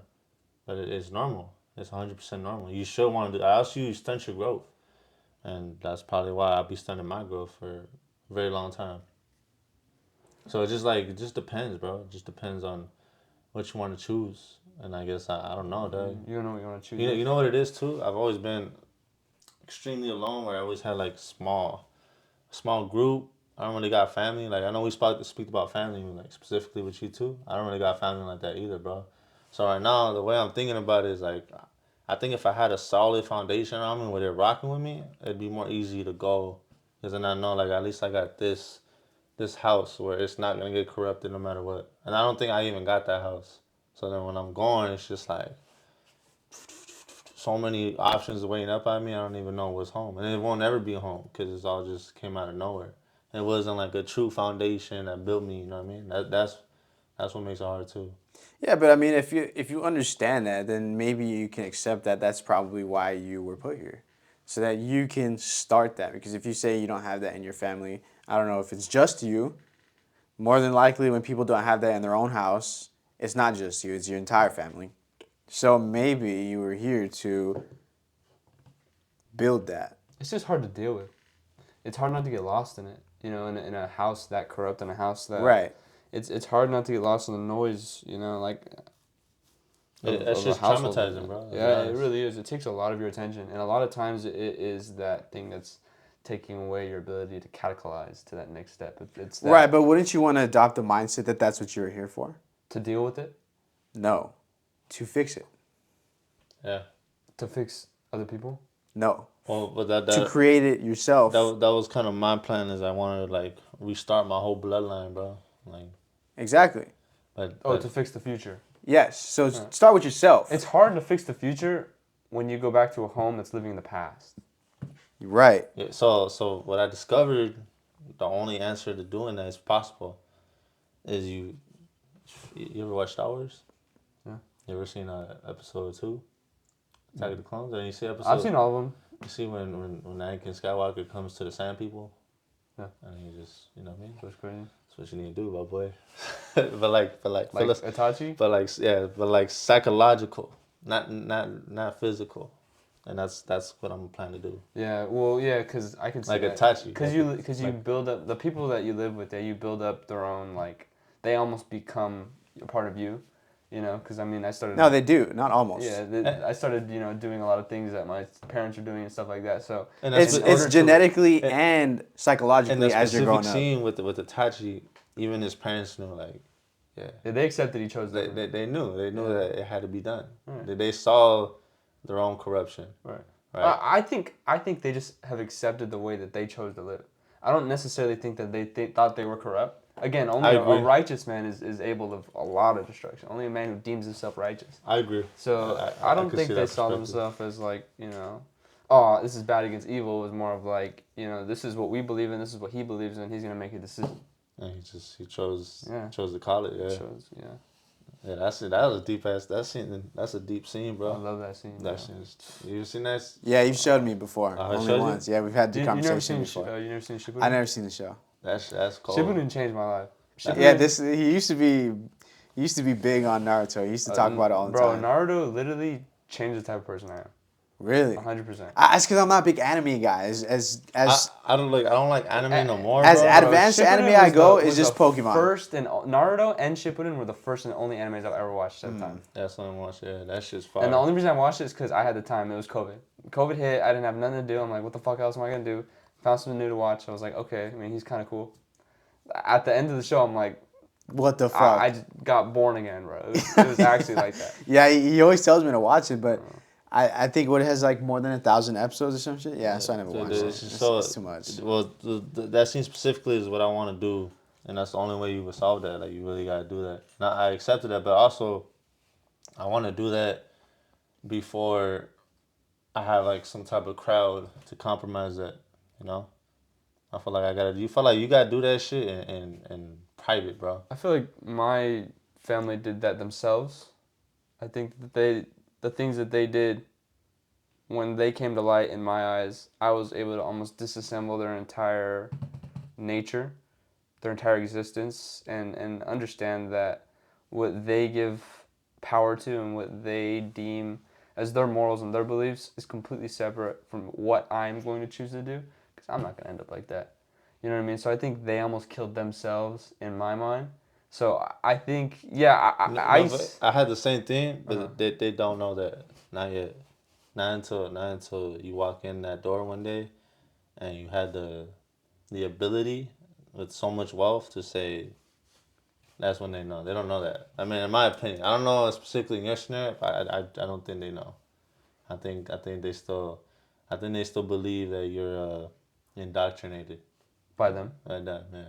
I've told my parents that I don't want to be them, and that I'm not going to become them. I'm not going to continue to teach their ways and their beliefs and their habits to my kids. I told my parents that too, but they don't believe it. I think my parents had to believe it because of the sensitive situation that we were in at the moment. And maybe you're right. They were forced to a spot where they had nothing else to do but listen. Right, they were forced in a corner. Right. This is at the time where they hadn't seen me or spoken to me for over a year, and both of them. Right, both of them, and they kept reaching out, and I finally reached out back, but it was because some things changed, with my dad over here, and like I was kind of forced in a situation where we had to meet again, So that was on their side. They didn't want to reach out. No, they were reaching out. They for a while, yeah. I mean, when I got kicked out, when I left, they told me that they didn't want anything to do with me, anymore. They didn't want to even know I existed, and I was fine with that. Yeah, that's probably what I'm thinking. That's what's gonna happen too. Yeah. I was so. I had to remove them out of my reality for a little bit, and I isolated bad, bro. I got real alone. That was like a pretty dark time, but yeah, I think it's for the better. I think I'm gonna go fucking full Itachi, my boy. And get that fucking Mangekyo, bro. That ass. But that's kind of how I would feel, and I feel like before you go fight a war, meaning like do what you gotta do, your entrepreneurship, whatever it is, I feel like I gotta make that hut first, and then I 100% agree. And that right there gives me a little bit more closure, because then at least I know like if people ain't fucking with me, then I know that this whole group that I just made, they do. And I think that's what I'm missing. You don't need to be a group, man. It can be yourself. You know, the foundation you find in yourself. You don't need to find foundation in other people. Or family. I fucking like for us like I struggle with you, that. you ever that's the thing. You ever see this is one quote where fuck how's it go? It's like the kid wants the fire in him. You know what I'm talking about? Burn the village. The kid who was, I think, hasn't felt any warmth will burn the village To down. feel the fire. And seep his body. Yep. To feel the warmth of the Just fire. to feel the warmth of the fire, yeah. Yep. Yeah, that's kind of. Yeah, I know exactly what quote you're talking about. Yeah, that's a great quote. That's a bar, bro. That motherfucker was on some demon shit. Yeah, to make a whole movie around that whole entire thing, that's almost every fucking main storyline, bro. Yeah. Is that the villain's just like, man, you guys are tripping. And like the Joker, Darth Vader, fucking Dune, like Naruto, like every big story that everybody likes is always like that type of depiction of reality. And we all connect to it in some way. I think we all feel like that, bro. I think we all feel like that in some way with our entire family. It's just the fact that you have the guts to move a different route, maybe. Mm-hmm. Yeah, I do think it takes a lot of courage to move not in the way that your family expects you to. It's pretty scary. Some people, I don't want to say submit, but they accept their false destiny. They don't even know. It's another indoctrination. In and of itself, yeah, I agree. And it's not even your parents' fault. Like you can't. And it's not their fault. You can't blame them. You can't blame your family. It's more social conditioning. Because I wouldn't even say that. I would argue it's because they love you, and this is the way that it's worked for generations. So this is what you should do. But sometimes You don't think that's social conditioning? It's not really. That sounds like social conditioning. Social conditioning sounds more like external, outside of the family, whereas like family's social. Family is a study. You can go to school and major in family dynamics, family sociology. That's a topic. I think it is a little bit social, a little bit. I could agree. I could agree. I think it's a cult. I think it's a cult. What do you mean by that? I understand what you mean. Family's a cult. I don't mean it dark. It is. Family's a cult. Yeah, okay. Family is a cult. I thought you meant like the belief itself was like. No, I get what you mean now. Okay. I think every family in itself is like a cult. Like because if I go and leave my entire family now and then start my own family with my ideologies, I'm just doing it how I want. Yeah, you're the cult leader. Right Yeah, there. you're the cult leader. Okay. Yeah, that's where it ties into it being like a social construct. Yeah, okay. If you frame it like that, yeah, I understand what you mean. It is a social construct. Now, is that selfish? Is what selfish? I think that's just selfish, right? And that's To go on your own? Yeah. But I think that's right. So that right there, I had no problem in fucking fighting. I don't know why. I don't know what's the difference. Being selfish? Right there, I don't. Right there, it's like no hesitation. Again, it's that decision. Deciding whether or not to be content with something like that. So yeah, that's respectable. I respect people that can make decisions like that. The people that don't, the people that can't, that's the people that I'm like. But that's the thing. That's what I'm doing with like the whole. I can't do that with all this. So like, I don't know what do you think is the difference factor on why? Like why I can make that why he can make his mind with that so easily versus this. Oh, the stuff that you're kind of pushing and pulling towards? You haven't found it. Think so? Yeah, I just think it just goes back to your why. Because why, in my opinion, is the most important question ever asked. You haven't, I feel like you haven't become, have you become the final version of yourself? Have you, because the man that you want to be is the man that right now you're supposed to be acting like. Right now. Yeah. As you're sitting at this table. Because right now is the only moment that ever exists. This is the man that you're going to be. And you're going to be it right now. The fact that you're still thinking about it and you can't answer it right then and there means there's something missing. There's something that you haven't reached. But 100%. Don't rush it. Keep living your life. Keep experiencing everything because you will find out. It will call to you. And you have to be willing to listen, willing to hear, when it does. The way I do it is if I imagine how the guy that I want to be, whether it's next year, 5 years, 10 years. And I imagine, because he's me, so I should be able to speak with that guy. Somewhere deep inside when I close my eyes and I actually listen, the same way I can look back and remember how I used to act, the same way I can close my eyes and think about who I was yesterday, It's the same way that guy in 5, 10 years can close his eyes and think about me right now in this very moment. So if I can find a moment in my day where I can close my eyes and really just shut the fuck up, not out loud, but in my own mind, to sit down and just be quiet and listen, eventually who you want to be and what you know you should be doing is going to come to you regardless. That is what's helped me figure out this is what I know I should be doing. And when a bad decision or a bad opportunity or an opportunity to make a bad decision arrives, there's a voice, there's the angel and the devil on my shoulder.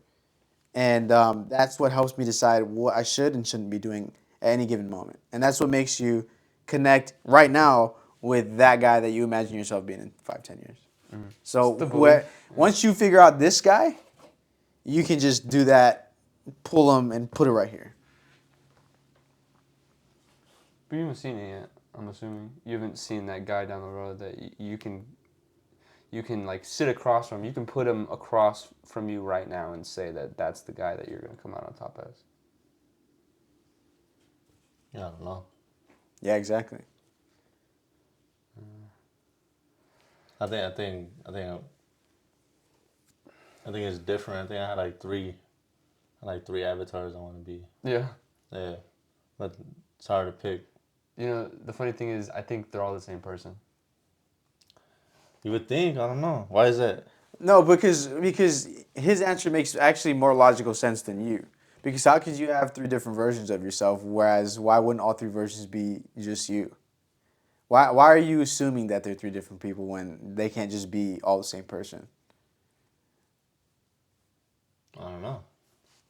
I think if I want to be a family man, I wouldn't want power eyes on me. I don't want to live like a normal private life. So that'd be one.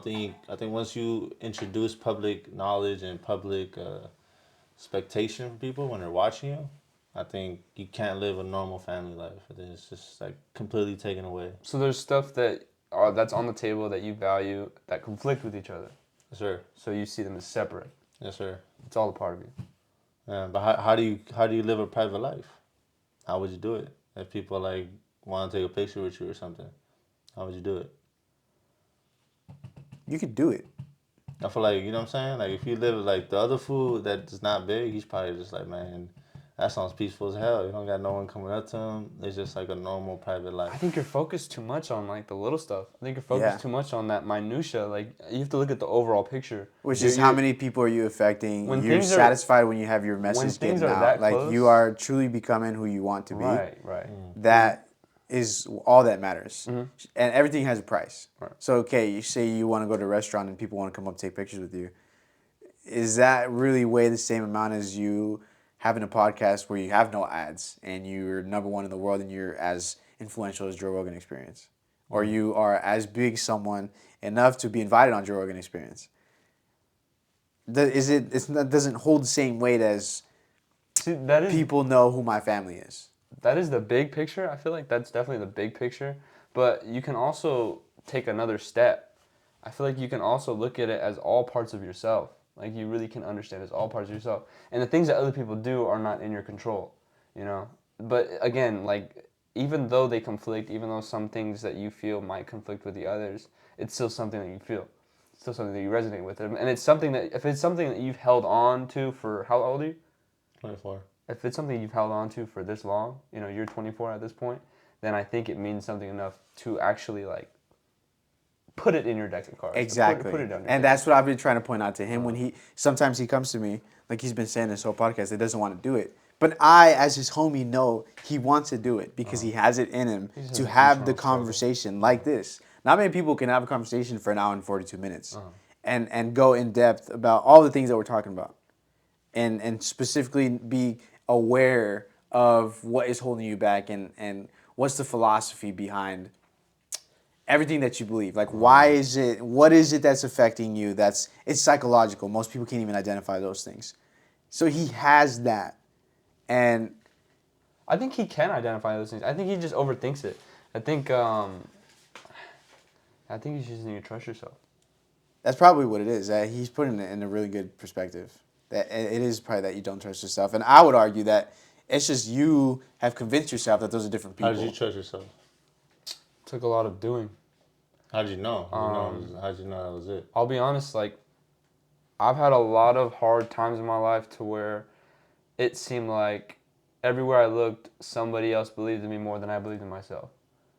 And at some point, that became a disrespect, a disrespect towards them. I can't see the value that they see in me. That was almost like, to me, that was like, what are they seeing that I'm not? So it made me search. It made me want to figure out what they're seeing, because I don't know what it is, but the way I've chosen to live has always been something to where somebody else can look at me and kind of like give me respect, give me some sort of nod, and I fucking hated myself. I had no type of respect for myself. I had no type of love for myself. I worked out purely because I wanted my own being to feel pain. Like, I was self-inflicting that on myself each and every day for as long as possible, spending 4 hours in the gym because I felt like I almost deserved it. So there was a point you got to reach of that much of an extreme, being that extreme, I think. But that's just how I reached it. That's my perspective. That's my experience. That's my life. Could be different for you. Right. Okay. And so now you have that trust locked in. Yeah. And I proved it to myself by this point, with all the things that I've done and with the mindset that I've created. I think, I trust myself. So then you would have to set a goal, right? Mm-hmm. And then after a certain amount of goals, then boom, that should give you like the, I don't want to say confidence, but the satisfaction to know, like, I like doing this. You know what I mean? You're getting what you want, pretty much. Yeah, this is what I've chosen for myself. And it's internalized, not externalized from other people. That's why I think, I know you like this shit. I know you like this. Just having the conversations and because I'm like this, and we mutually started that podcast way years back then. That didn't just come out of nowhere. That wasn't just my idea. It's somewhere deep within you that it resonates with you enough that you one day decided, like, yeah, we should do that. And then we decided to do it again years later.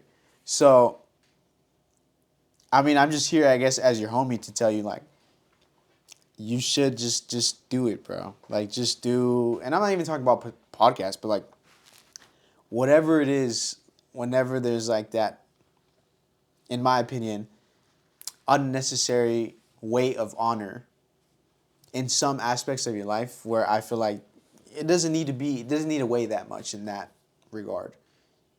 You should just do it because you know that you fuck with whatever it is that you want to do. Just do that. And I'm a little bit of a different point. Like, I see it as you can do it the way that you want to do.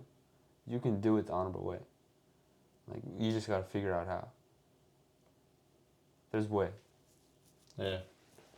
I agree. Think so. So how would you correlate this to people that are struggling their own inner demon? And what would you say, like?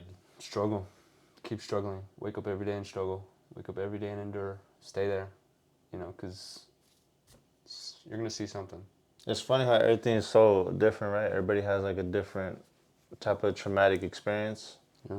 And it's like the ones that overcome it are the ones that become great at what they do. Yeah. So you think people, like, say you're not, I don't know, say you're not disciplined, say you had traumatizing experiences as a kid. You think people need to identify what their demon is and overcome it? And if they don't, they never will become who they want to be? Like, do you have to identify the demon? yes. You have to identify with something. Yeah. Yes. Nobody's perfect. Everybody has a demon. Everyone has a demon. You can look at Jesus Christ and say he had no demon, but then you can argue that it was the devil himself. Everyone has it. Mm-hmm.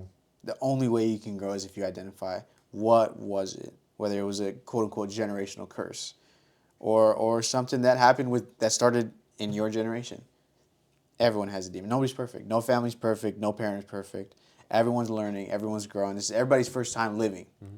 So, yeah, you have to identify whatever your demon is. You have to find it. Even if you think there's no demon, then you got a lot of searching to do. So maybe there's a demon in your life that you maybe you know what it is, or maybe you think you know what it is and you don't, or maybe you don't know what it is at all.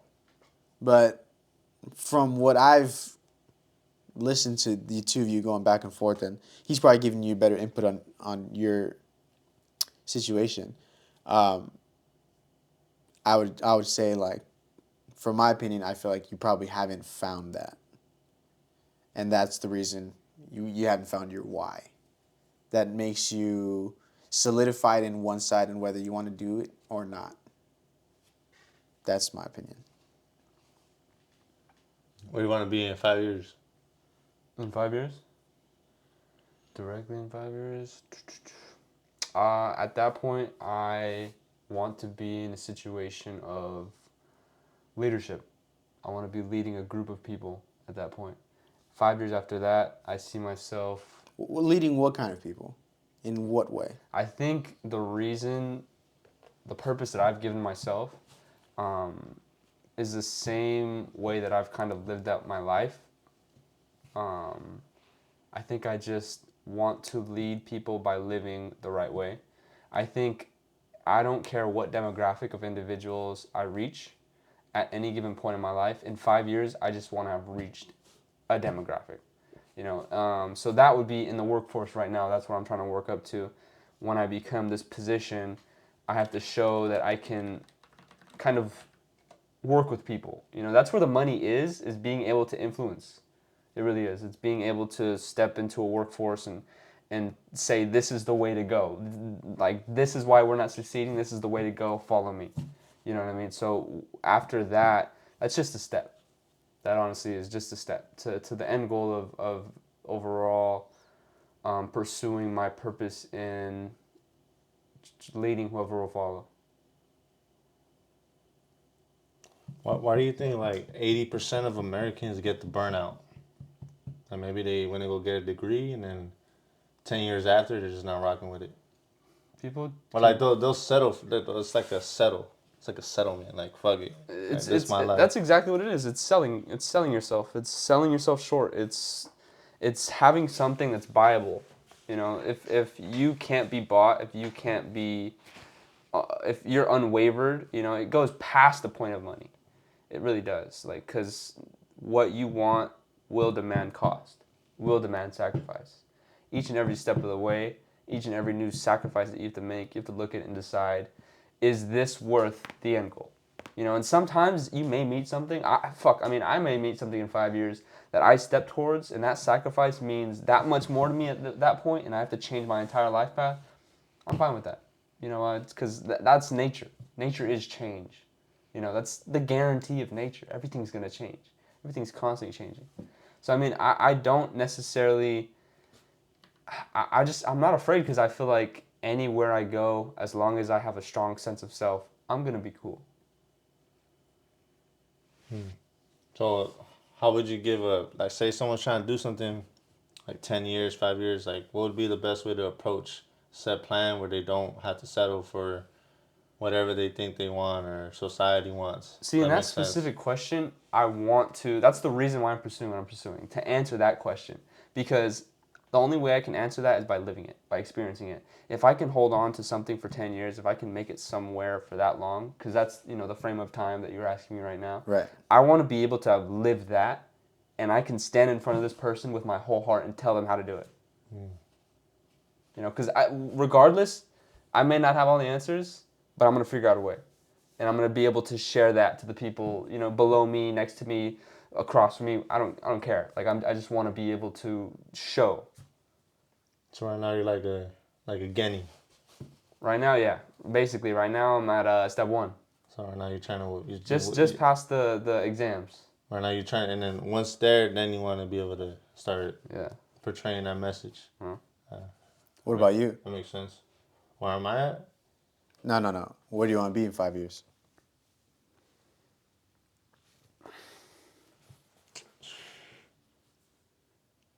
I don't know, bro. It's too complicated, eh? I'm an overthinker. It's too complicated. Yeah. I know too much. You know what I mean? It's not simple, bro. I know too much about like what's gonna happen. I don't know what's gonna happen like in terms of the economy and shit like that. So I don't know. I'm trying to figure that out. I don't know yet. Give me like a month and then I'll figure it out. Another month. I'm not sure, bro. I'm not sure. The way the world's going and shit, I don't know. I get what you mean. I do. You know, but again, just because you have two parts of you, just because right now you can't answer that question because you feel like you're split up. You're split into multiple pieces. But again, just you have to reach a point. You have to learn, and we can tell him this all he wants. You know, everything that you've been spouting on, he's gonna have to learn it himself. That all of these things that you're looking at, the reason you're so divided, like it's all you. It is, and again, you're gonna find that way. You know, you're gonna find that 5 year down the road, 10 years down the road, what am I gonna be? You know, it's just a matter of making the decisions. You know, because you're gonna reach left and right, and you're gonna pick up things, and you're gonna put them down. You're gonna pick up things, and you're gonna keep them. You know, like as you move on, as you move forward, you'll learn more about yourself. You really will, and especially if you do stuff that cataclysms like isolation, like meditation, like just reaching a whole new point, pushing your consciousness past comfort is going to continue to put you in places where you're going to probably just directly confronting exactly what it is that you're having trouble with.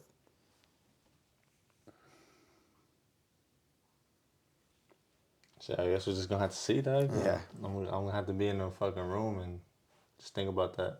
Because even if you know what his problem is and I know what his problem is, Yeah. and we tell him, he hasn't reached. Yeah. And it's not even to single you out because Right. I have my own problems too. So do I. Dude. Yeah, I heard. That's why I'm having this conversation. Is I'm trying to learn.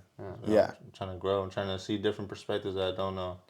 You know, because it could be a learning curve for everybody in the terms that when people watch this and then depending what happens 5-10 years from now, they could see the growth of mindset. Like when you watch a Kanye West documentary and you see a guy that like before he blew up and like having that type of mindset, this could be one of those moments.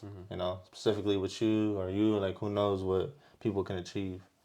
And so that's why it's good that we having this conversation so we can see how much we've grown in 2 years, despite if I don't know right now. If that makes sense. Yeah. Maybe you do. And that's gonna solidify it even more, bro. Like, you're gonna be able to look back and be like, damn, like this is what I said I'm gonna do, and maybe I could learn from that. And I think that's a big part of what you're saying, though. Like you gotta pretty much just you pick it and then you just ride with it. Yeah. And I think hopefully you have no regrets down the line, but how are you gonna know? You don't know until you do it, which is like kind of what you experiencing about 10 years from now. Like until you hit those 10 years, then you get able to say, look me in the eye and say, what, this is how you do that. Yeah. That makes sense. I could see that.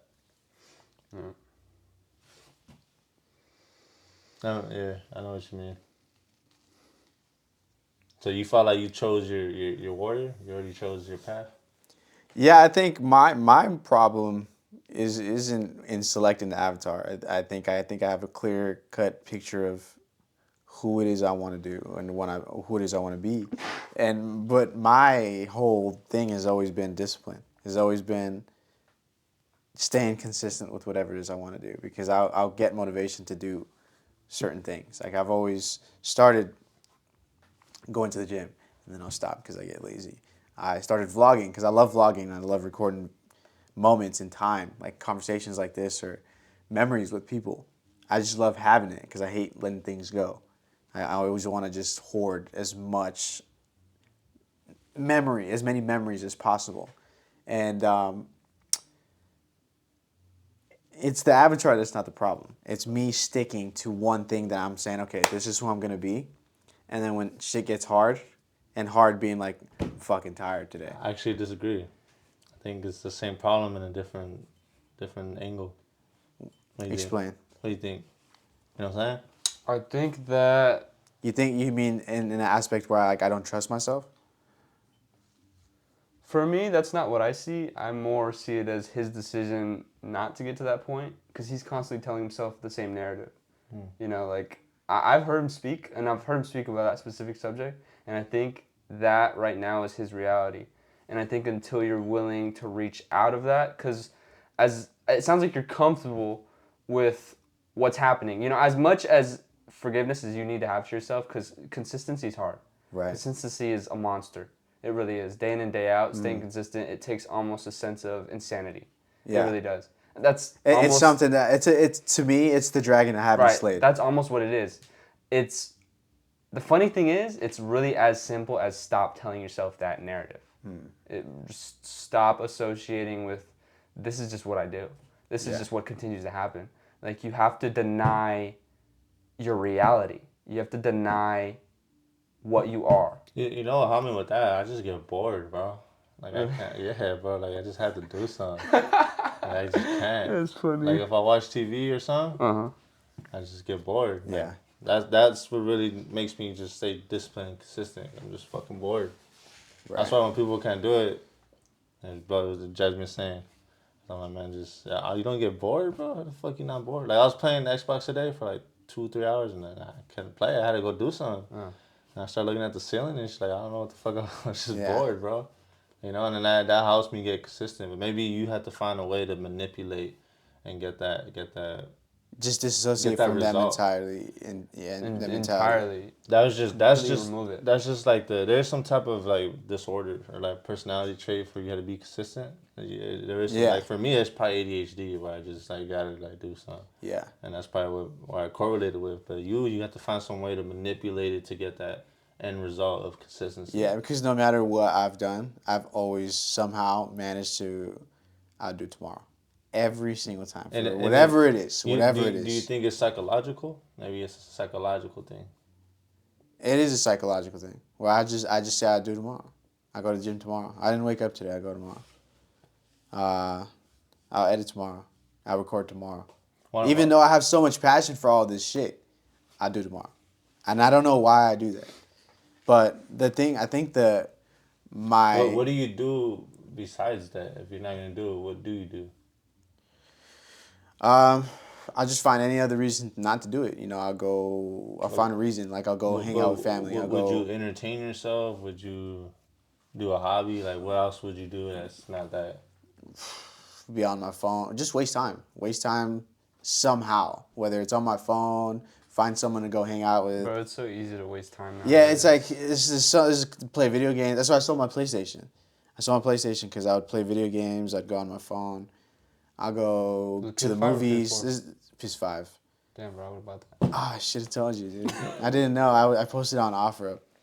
But yeah, dude, that's what I struggle with, and my why is the same thing as you. Like, I want to be leading people to. I think every man, to a certain degree, wants to be in charge of something, and the message that resonates with me the most.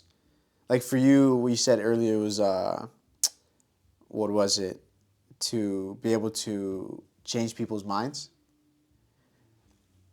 For me, it's the quote, it's my favorite quote ever. The man who thinks he can and the man who thinks he can't. It's my favorite quote ever. And if I can instill, like, my kid to have this mentality, when I have a kid and he, on his own, is able to explain this to a person who is struggling with believing that they can do whatever it is that they want to do. Because a lot of conversation I have, whether it's people that I meet at work or somebody that I have opportunity to have longer than usual conversation, I always ask them, what's your biggest dream? So I can gauge what kind of person that this person sees himself as the highest version.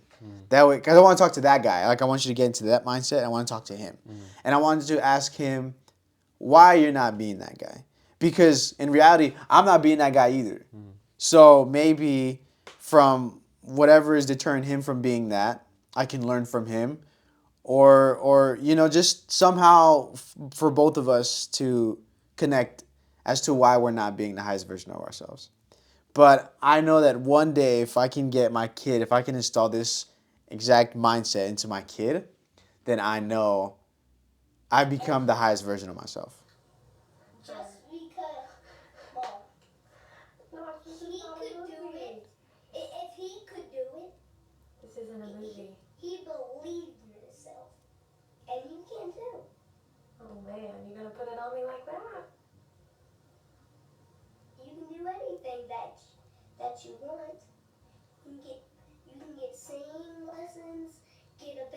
job, make more It's money. just fucking low-key dissing her.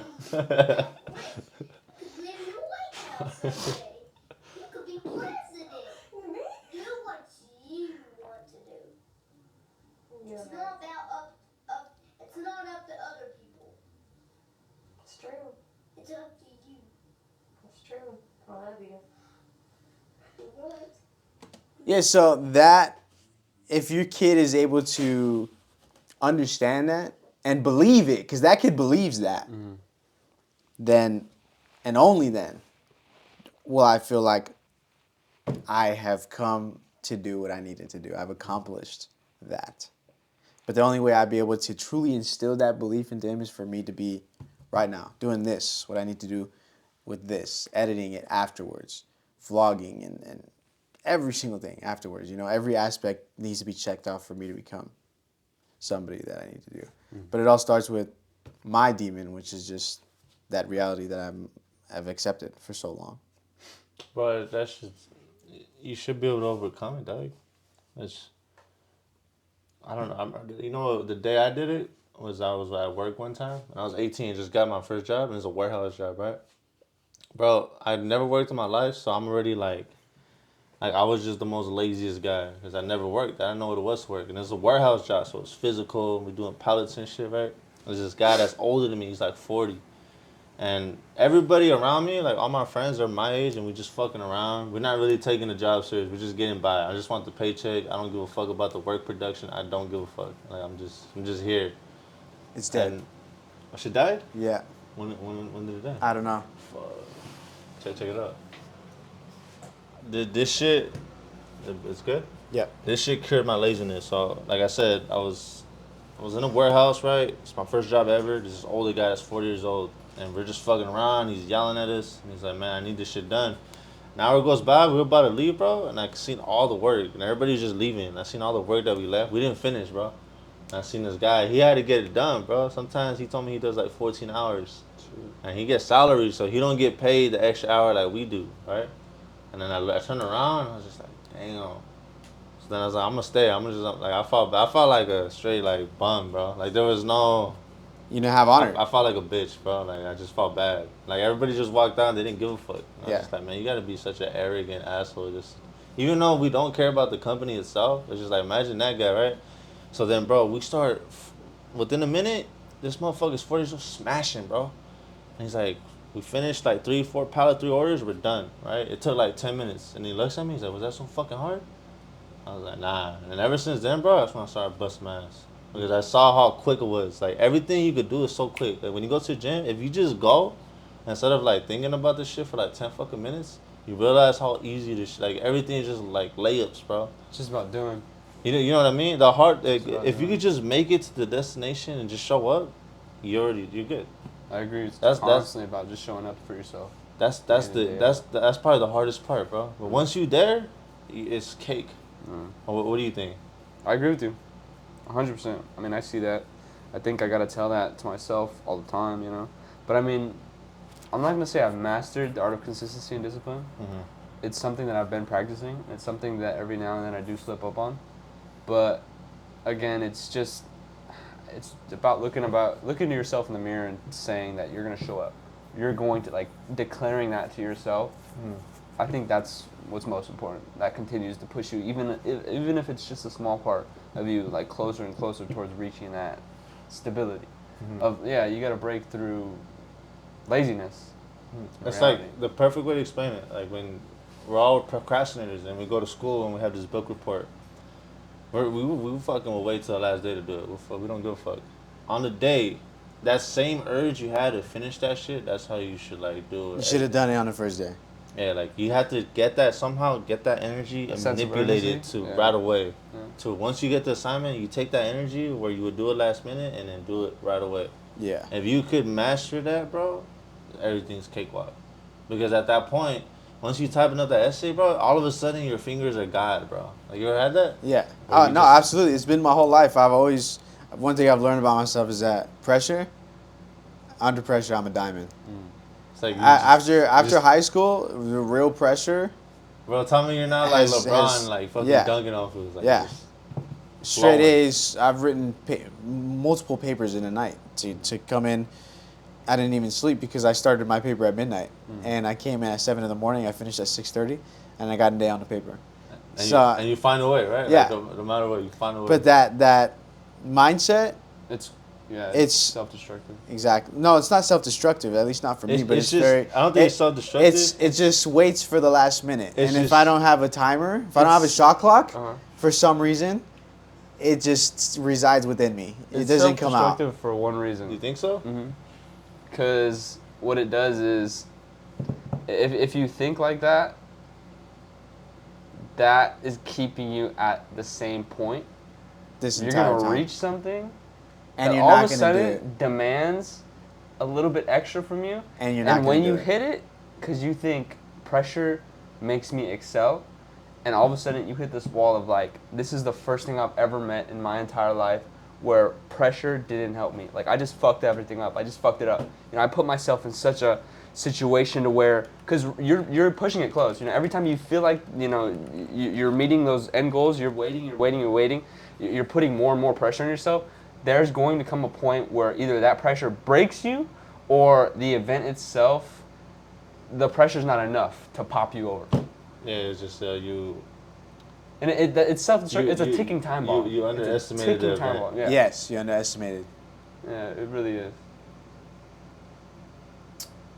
There's this scene from Life of Gumball one time where they were trapped like under a shelf that fell on them. And it's not here. I don't know. I don't know where it is. But there's like a shelf that fell on them, or a building that collapsed on the two main characters. Uh-huh. And there's a ticking time bomb. Uh-huh. And the main, I don't know if it was the blue one or the orange one, Uh-huh.